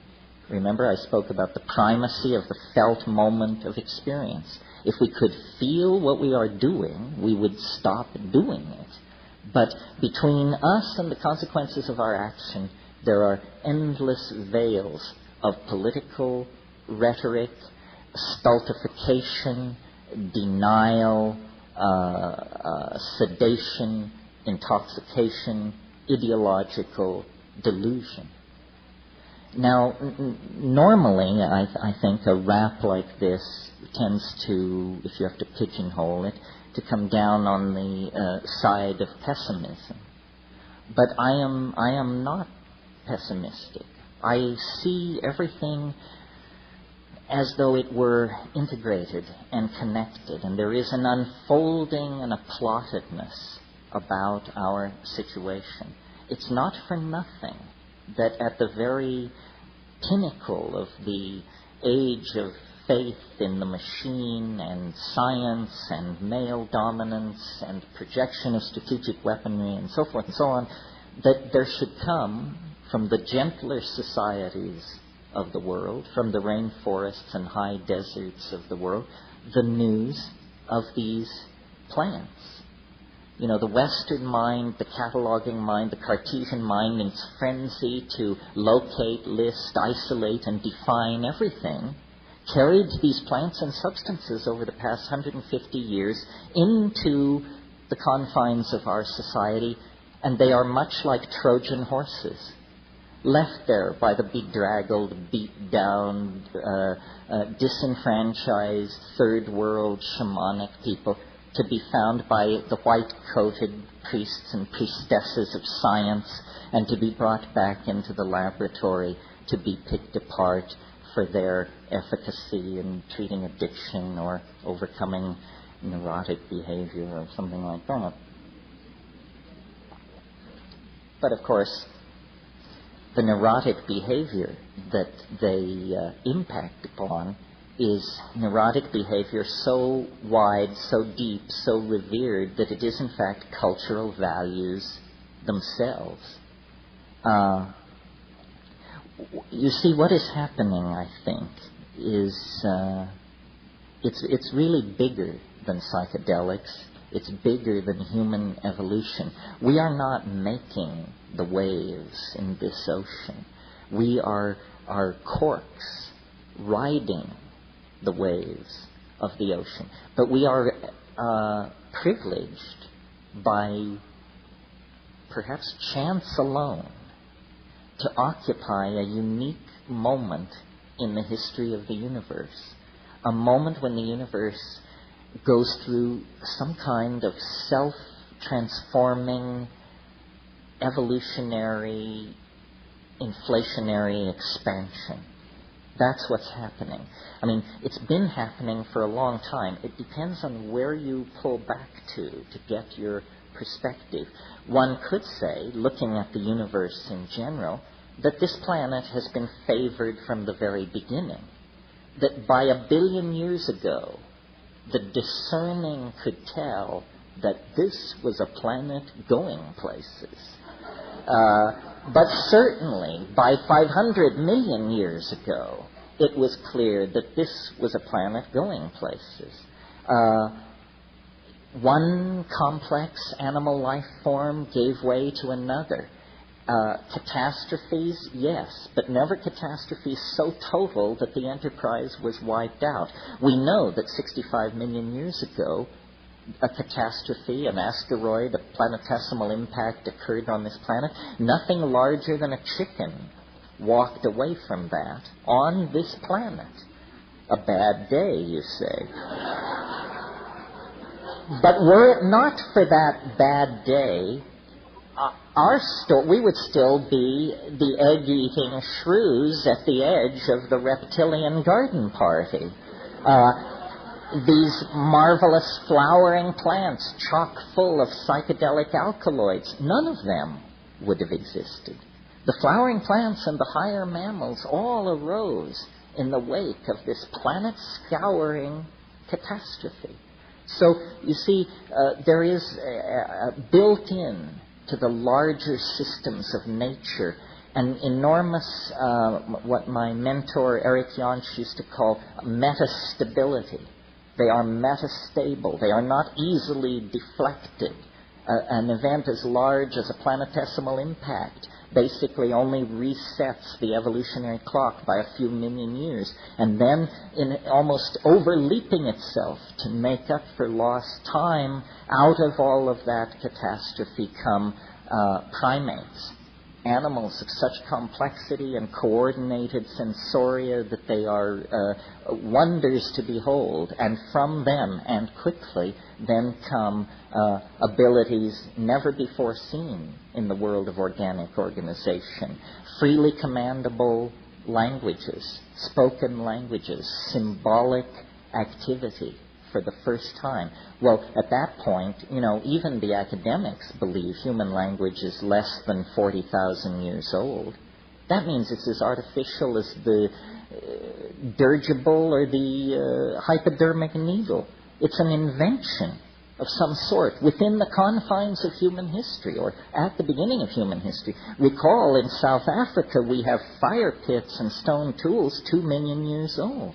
Those are not Homo sapien tools, but they're the tools of Homo habilis, the preceding ancestor in the human line. My point is, we are caught up in a process of unfolding complexification that has now lodged in our species. We are its source at this point. At one point, its source was the geology of the planet. At a later point, closer to us in time, its source was all biological diversity.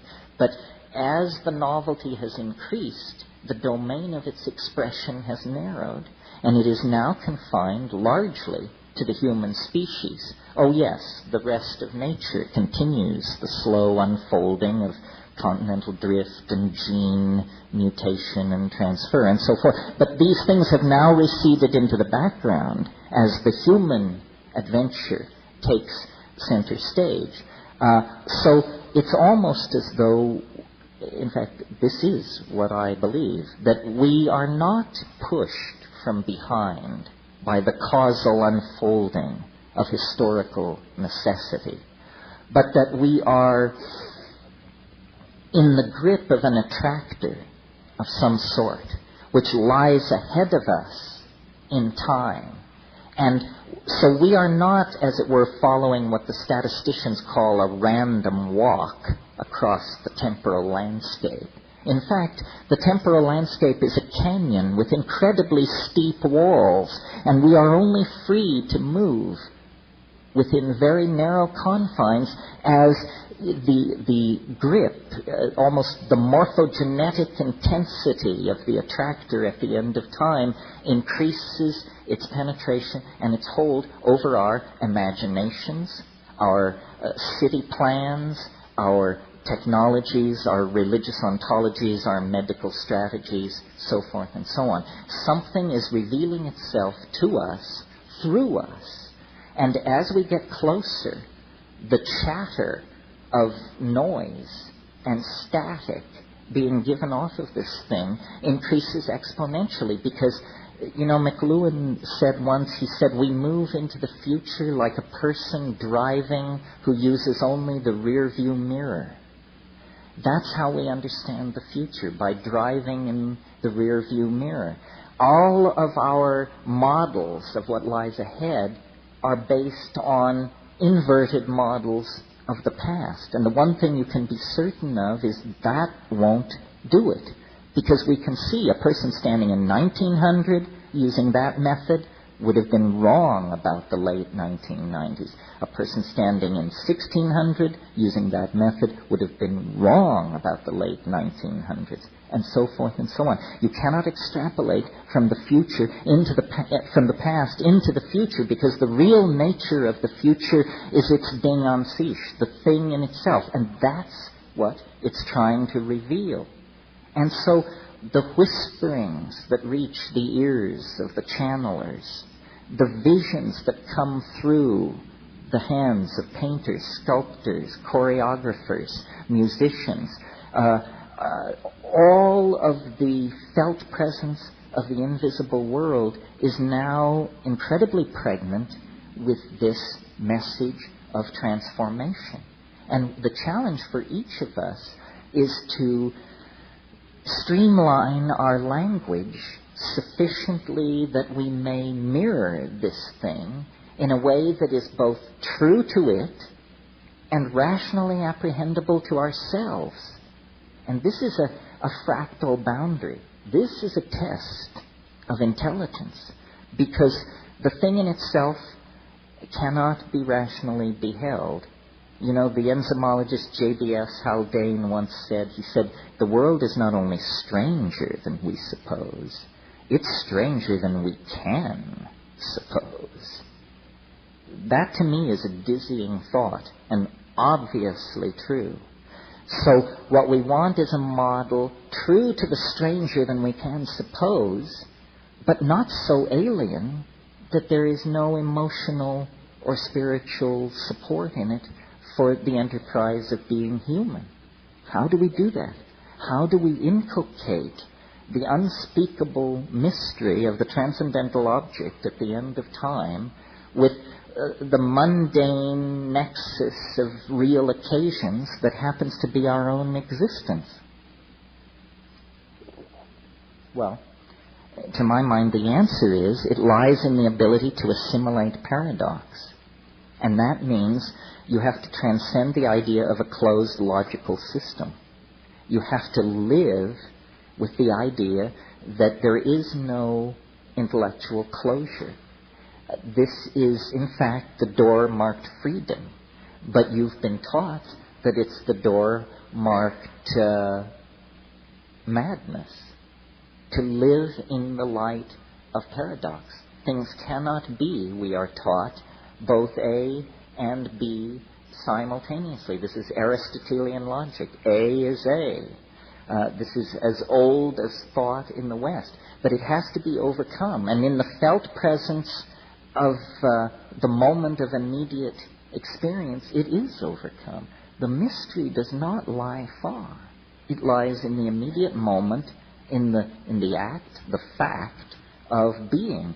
The only time we really confront this is in the psychedelic experience or other moments of extreme epiphany. The model that I have come to wrap around all of this, because I think it's simple and straightforward and it leaves plenty of room for people to add their own filigree, is a dimensional model. God forbid, a mathematical model. But it works something like this. I mentioned earlier that our senses have evolved as a threat detection device and have sort of crunched us down into three-dimensional space. The shaman, wherever and whenever he or she does their shamanizing, the shaman is a person who is able to transcend the dimensional confines of cultural existence. They know more than the people they serve. The people they serve are like children within the game of culture. Only the shaman knows that culture is a game. Everyone else takes it seriously. That's how he can do his magic. I was recently in Australia, and of course Aboriginal culture and shamanism is a topic of great interest down there. And I learned, maybe some of you already knew this, that the term for shaman among English-speaking Aboriginals, of whom there are many, some who have spoken it for several hundred years, or over 100 years anyway, the term for shaman is simply clever fella. And if someone says, I am a clever fella, they are making a professional claim of great weight. But I love that, because it says it all. You know, a clever fella. When I was in the Amazon in my exploring days, we would go up these rivers to these bare-assed folks and to spend time with them. And the people would want to, touch the outboard motors and look at your camera equipment and the butterfly nets and gather around, open-faced, totally innocent. You could always tell the shaman. Because, first of all, he usually didn't come out to see who was there, even though no one ever came. Even though these people had visitors once every 6 months, the guy who wouldn't come out of his hut for the only event in 6 months was inevitably the shaman.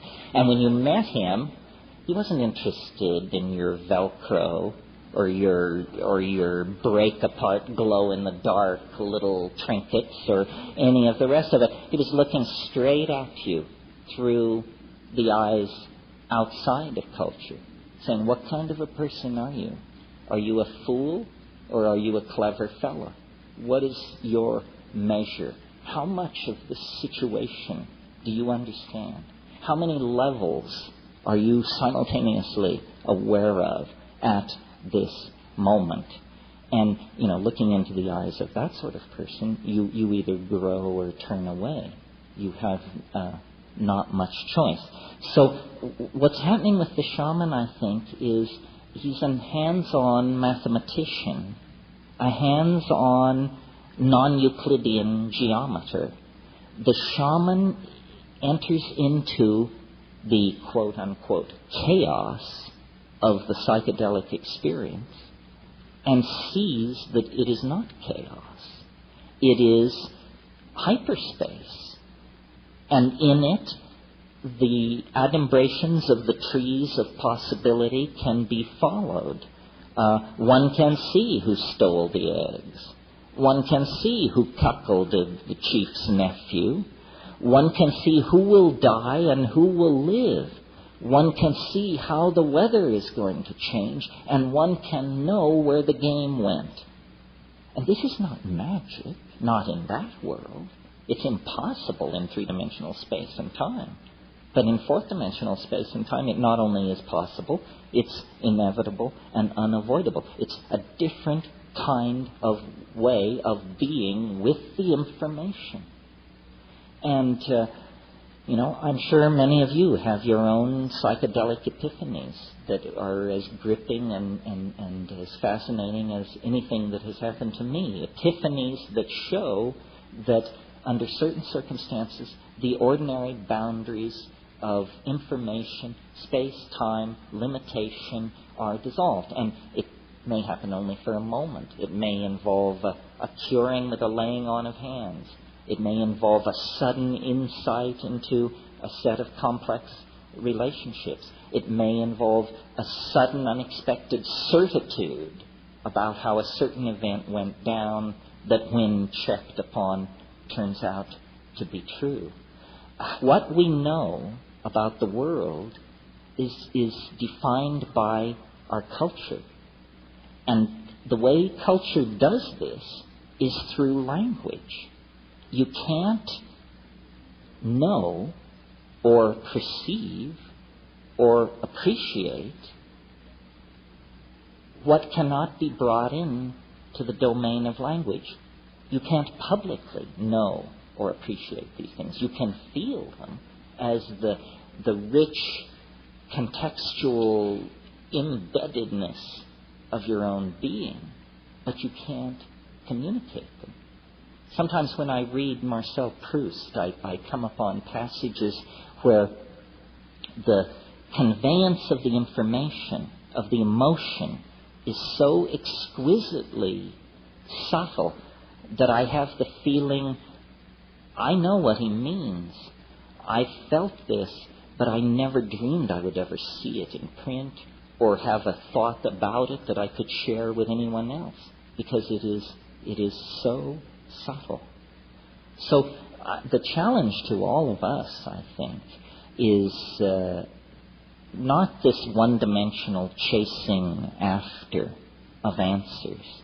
This is a fool's game, but an actual stepping back to gain perspective and to realize, salvation is always available. It's in the moment. It's an act of understanding. It doesn't come down through a lineage. It doesn't come through a substance, an empowerment, a word. It comes through understanding. Salvation is an act of rational apprehension of some sort. And,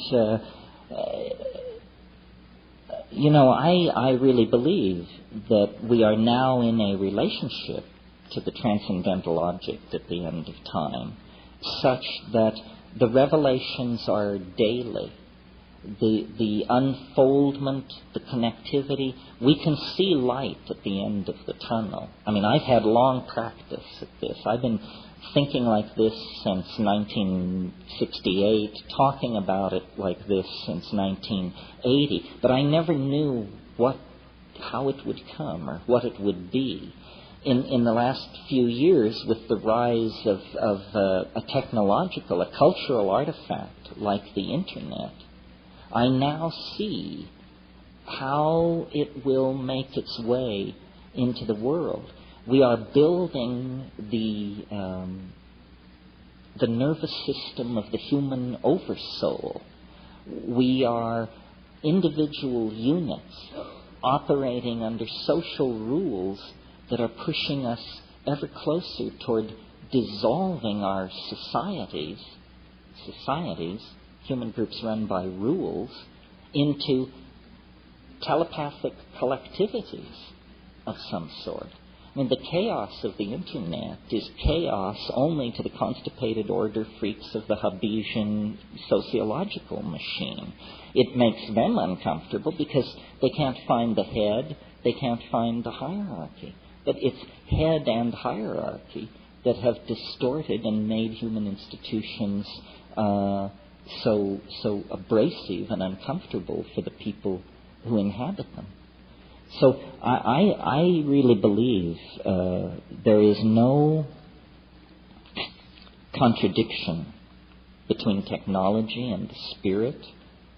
There is no contradiction between the search for intellectual integration and understanding and the psychedelic experience. There is no contradiction between ultra-advanced hyperspatial cyber culture and Paleolithic archaic culture. We have come to the end of our sojourn in matter. We have come to the end of our separateness. This is all very scary. None of us know what it means, but the forces that have been called into being are now beyond the control of any institution or any strategic planning committee or any banking committee. These things have a life of their own. There is a morphological unfoldment occurring on this planet. It is bringing forth some entirely new order of being. We are a privileged part of this. Individually, our hope is to understand and participate in the epiphany. There is no blame. Nothing is off-kilter or wrong or unnatural or artificial. No principle has been betrayed. This is how it is supposed to be. But as it picks up speed, it's going to become more and more frightening as most metaphors fail. And this is why the rise of cults, and why the grasping at ontological straws, and why the whisperings from various corners of the universe have grown to a roar, because we are uncertain. We are not sure. But I think you become sure by connecting to the source, and then what you become for other people is a source of reassurance. The perfect metaphor for understanding this situation is a birth. If you had never seen a birth and you were rushing about your daily business and suddenly came around a corner and this was happening, as, for example, could happen to you in India or in Africa somewhere, and here you confronted human birth, if you had not been prepared for that moment, you would have a real emotional thing on your hands. It looks like a medical emergency. Blood is being shed, organs are being stretched, there's pleading and groaning and moaning. You have to have your chops very together to look at this situation and say, how wonderful. New life coming into the world as it has always come into the world. Now, a birth can be simple and easy, or it can be prolonged and tormented. It can be an occasion for joy, or it can end in catastrophe. The key is preparation, understanding, awareness, and a desire to meet the experience in all of its fullness. The birth is coming. The birth is coming. And what it does to the social systems we've put in place, the groaning ecologies that are taking the weight of our billions, what it does to the atmosphere, what it does to the economies upon which you and I depend, this all depends on how educated and enlightened each one of us can make ourselves as the thing moves toward completion. And it's no time for foolishness, and it's no time for rumor mongering, and it's no time for throwing away your epistemological razors and indulging in the spreading of unlikelihoods. It's time to actually pull together. The plants are the pipeline into the Gaian intention. It's just not a coincidence that these plants carry this immense spiritual message. They are the pipeline of Gaian intentionality. We were not out of balance for millions of years, or hundreds of thousands of years of intellectual existence, in which we had humor and song and ribaldry and poetry and horsing around and art and theater. We were not out of balance because our religion involved the dissolving of our cultural values once a week or once a month back into the mysterious mama matrix of primordial being. Once we cut that off, once we began to make it up, or to listen to the most shrill among us make it up, we were lost. That's what we're returning to. Our story is the story of the prodigal son. We left the family farm, the balance, the domesticity, and we made a shaman's journey deep into the heart of matter and of energy, of space and time. We return with gifts, with understandings no shaman before ever had. Quantum physics, fractal mathematics, astrophysics, cosmology, the knowledge of DNA. This is real knowledge, and we shed real blood to obtain it.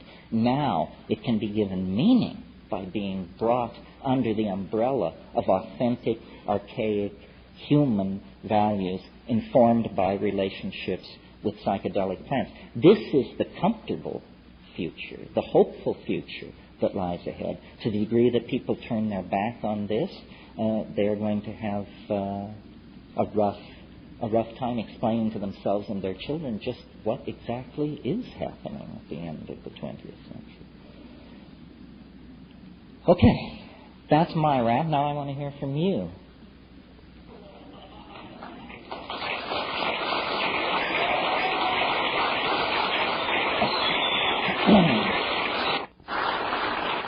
Thank you.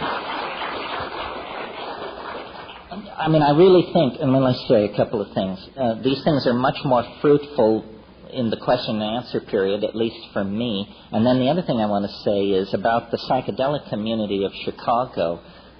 It's all fine and good to come to hear the great ones pontificate, but the reality of the situation is this is your community.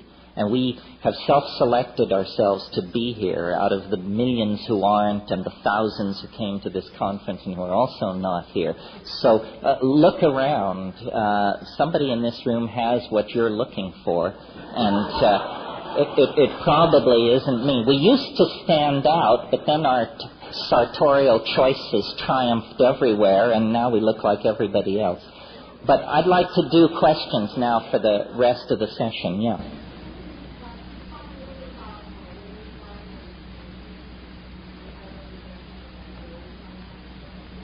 Yeah, I stay away. I stay away from talking about my own mathematical theories because the word mathematics is guaranteed to clear a hall in most situations.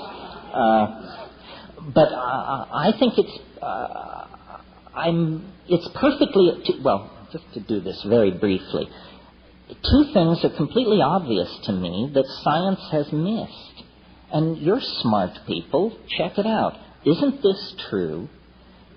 That the universe has gotten more complicated as we approach the present, that everything they ever told you on Discovery Channel or anywhere else supports the idea that the universe in the beginning was simple and then it got more complicated, right?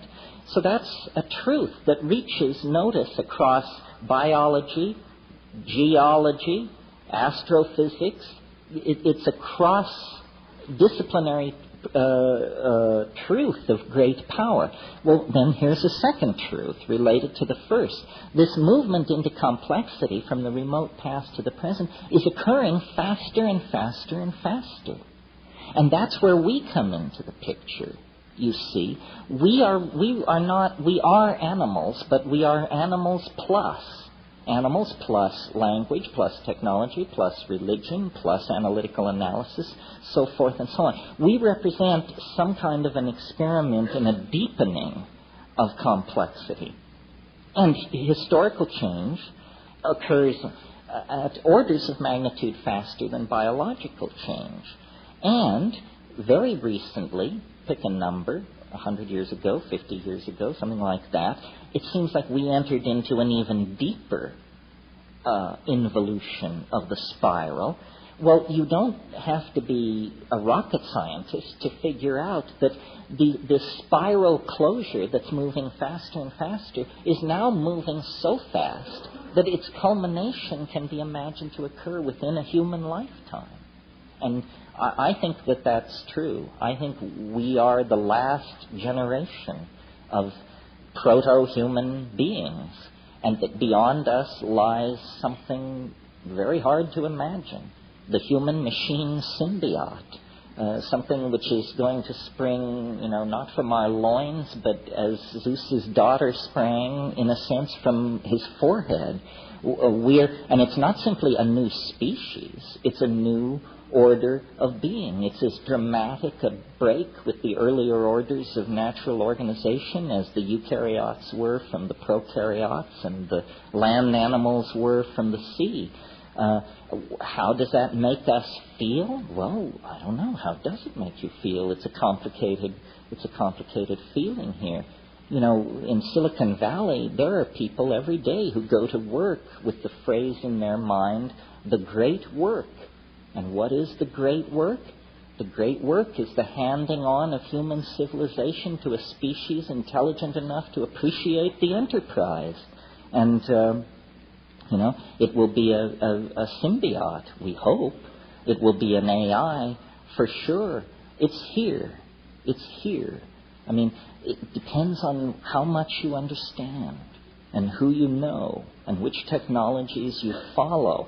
We're all coming to terms with it at different levels. But in a sense, the only thing left is the collective realization occurring individual by individual that, in fact, history has ended. This is, not only the postmodern dispensation, it's the post-historical dispensation. What happens next? Well, that's the adventure we prayed for and claimed we wanted. So it is upon us. Yeah. In the back.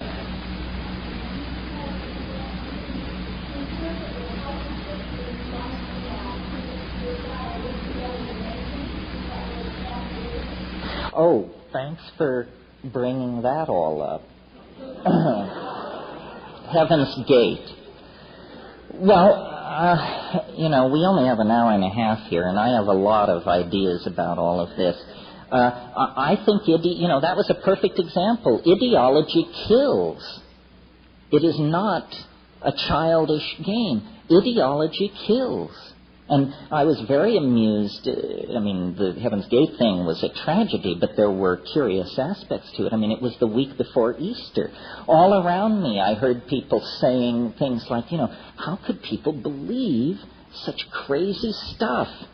And by the way, honey, did you get a dress for service so we can go and celebrate the resurrection of the Redeemer?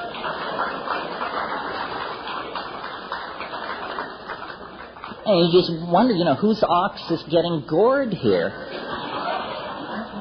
Because something is absolutely nuts, but 400 million people believe it, that makes it okay. But if 20 people believe something nuts, that's a cult. I have all of this gives me the creeps. I have an absolute horror of belief systems and cults, and I've never met a guru I really liked. I've never met one I've trusted. Alice Roosevelt Longworth, Teddy Roosevelt, some relative, I don't know. Anyway, she used to say at these White House dinners that they would give in the Roosevelt administration, she said, if you have nothing good to say about anyone, sit by me.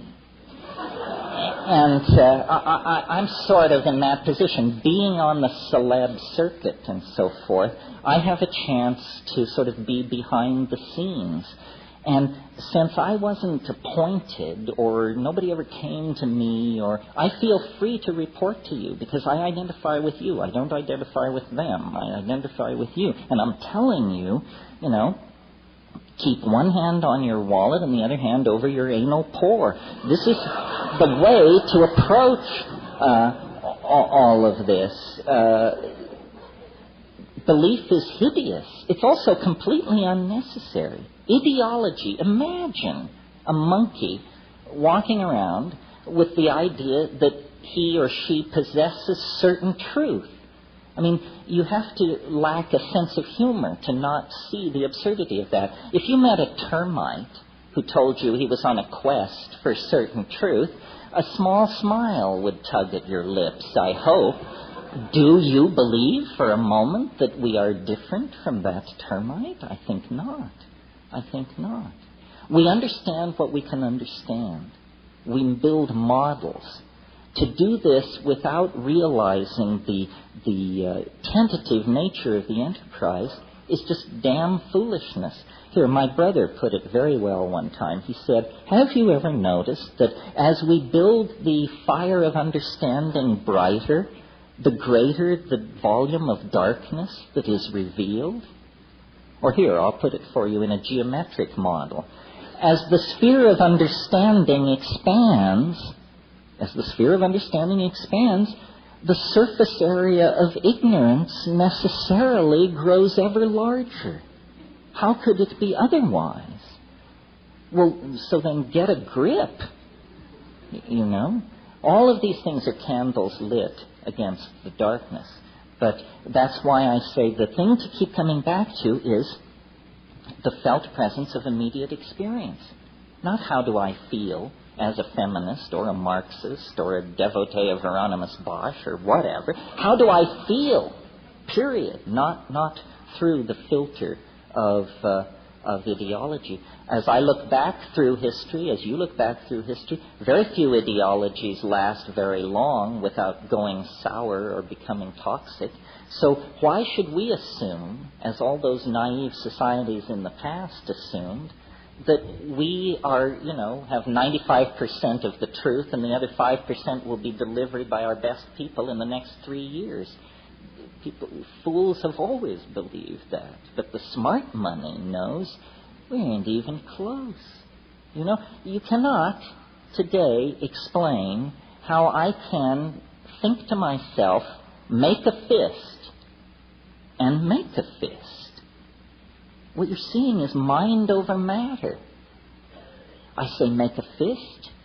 I make a fist. This is the defeat of science, behaviorism, causal theory. It's defeated by something as simple as that. So get into the mysteries of the body, the felt presence of the moment. Somebody else here. Oh, I don't know. Yeah. You advocate transition from really organization.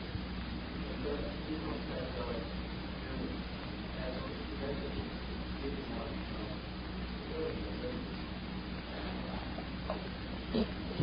Yes. I must say, usually my daily meditations are accompanied by cannabis, which I don't consider high-pressure psychedelic, but it certainly makes meditation more tolerable. But you raise an interesting question, which is, what is the preparation for the psychedelic experience? Meditation is a good one. Engagement with these problems is a good one. I mean, think about what you want to do. Have clarity of intent. The way I do psychedelics is quite infrequently at high doses on an empty stomach in silent darkness. And then, and I add this is how I do it, but everything up to there I've advocated, the final thing is alone. And that's a biggie for people. But to me, that's the sine qua non, because if you don't go alone, you know who you take with you? Everybody. Because the other person represents the cultural system, inevitably. I mean, I'm not saying you should never take psychedelics with people you love and respect, and children and loved ones and parents and all that. But the deep, deep work, Plotinus called it the flight of the alone to the alone. The deep, deep work has to be done alone. Because, dig it, the last dance, you will dance alone. And I see this pretty much in Buddhist terms, in that I really believe at death there is some kind of a landscape to be traversed, some kind of a process to be gone through, and that it is critical not to fuck up at that point. I mean, they all insist on this, right? Whatever it is. So the psychedelic seemed to me to show the way into the bardo. I once turned on to DMT a very, very holy Tibetan man, not one of these Budweiser lamas, but the real McCoy.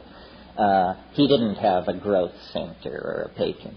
But he smoked the DMT, and he came back, and he said, those are the lesser lights. He said, you cannot go further than that and return. And I believe him. I absolutely believe him. I think they've seen the territory. So there is something about, and I made the analogy earlier to the collective birth. Be prepared. And these psychedelics are searchlights out into the great unknown. People who, people talk about recreational drugs and all that. I regret that I have to be involved with all of that. I take drugs very seriously. Not that I've never done a subdose and gone to a rave or something like that, but I didn't do it with the illusion that this was spiritual work. I did it to dance or to have fun with my friends. But the remarkable thing about the psychedelics is how safe they are at levels no human being can stand, I mean, we know the LD50 of psilocybin. It's hundreds of milligrams per kilogram. Nobody's ever taken more than 40 or 50 milligrams, because beyond that, the human cognitive machinery can't process the data. I mean, it is literally beyond languaging. I have a friend who every time he takes psilocybin, he says he tries to stand more. And I know exactly what he means. I've had conversations with that entity in there where you say to it, okay, the dancing mice, all this, it's very nice. We're feeling pretty comfortable here. Show me what you are for yourself. Show me what you really are. Well, immediately the temperature drops. Black draperies begin to lift, and there's an organ tone straight out of the Bach B minor Mass that shakes the room, and after about 30 seconds of this, you just say, enough already of what you really are for yourself, because you realize it will fulfill the request. It can lift a veil on vistas of reality that, like some hero in an H.P. Lovecraft tale, you will just be left gibbering for the rest of your life in a very small cell, because there are truths out there that the termite mind of man, I think, is not ready to handle. The reason this whole non-local thing works the way it does is because we resonate with what is familiar. In other words, the universe is full of things no human mind can cognize or apprehend. But because we cannot cognize or apprehend these things, we do not even notice them. They are, as it were, in the background. What's in the foreground is everything at least familiar enough that we can relate to it as strange. The problem is not to encounter the alien, but to have enough sense to know when it's looking at you. Because it ain't going to be like you think it is. That's the one thing you can take to the bank. Yeah, back there. Mm-hmm.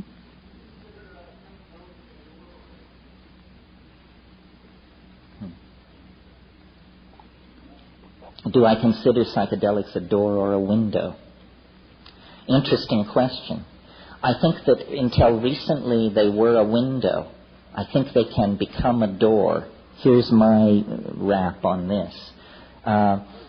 This whole business about the alien, and I could have spent the whole hour on a different tack and gone at it, but the alien is real in some sense, but not real in any sense that I think would satisfy the marketplace here assembled. The alien is somehow non-local. That means that if we really want to contact the alien, we are going to have to understand that the alien is pure information. The alien is only made of information. Is that good news or bad news? It's good news. Here's why. It just so happens at this time in history we have produced a technology that can manipulate pure digital information. The alien needs to be downloaded into cyberspace. It's not for nothing that the net is called the net. It is a net for catching an alien. You know, in all the old B science fiction movies of the 50s, one of the tropes of the plot was always the landing zone. We must build a landing zone, go to the landing zone, locate the landing zone. The net is the landing zone. And where is the alien? The alien is trapped in the deeper interstices of the human soul, but can be downloaded onto the internet as a virtual reality of some sort. And this, you do it very slyly. You don't announce what I've just announced. You say, we're going to hold a contest, and we're going to have a prize for the best simulation of a psychedelic experience in VRML, in virtual space. And you hold this contest, and you hold it the next year and the next year, and people are inspired to download what they think of as their weirdest visions. But what they don't understand is their weirdest visions are the weird vision. In other words, the collective oversoul exists dispersed through all of us. And if we as a collective project seek to model it, to animate it, to produce a reasonable simulacrum of it in virtual reality, it will come to be.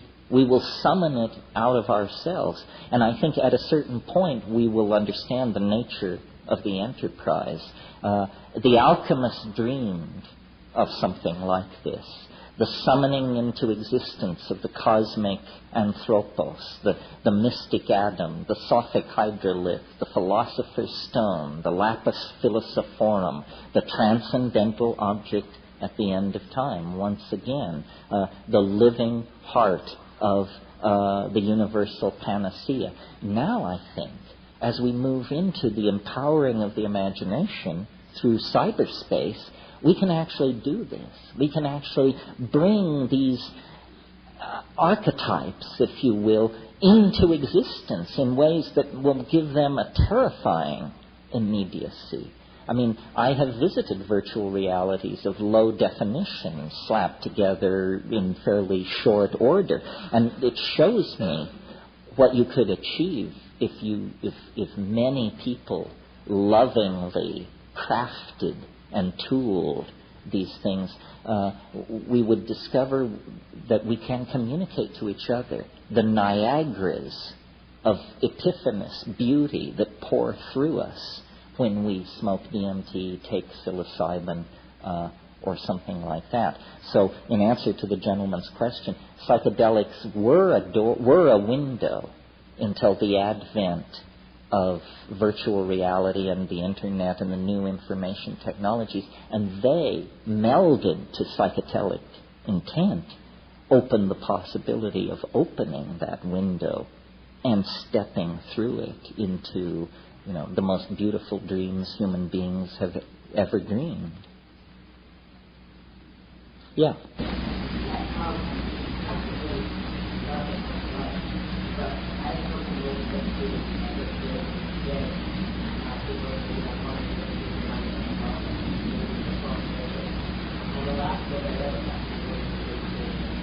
Mm-hmm.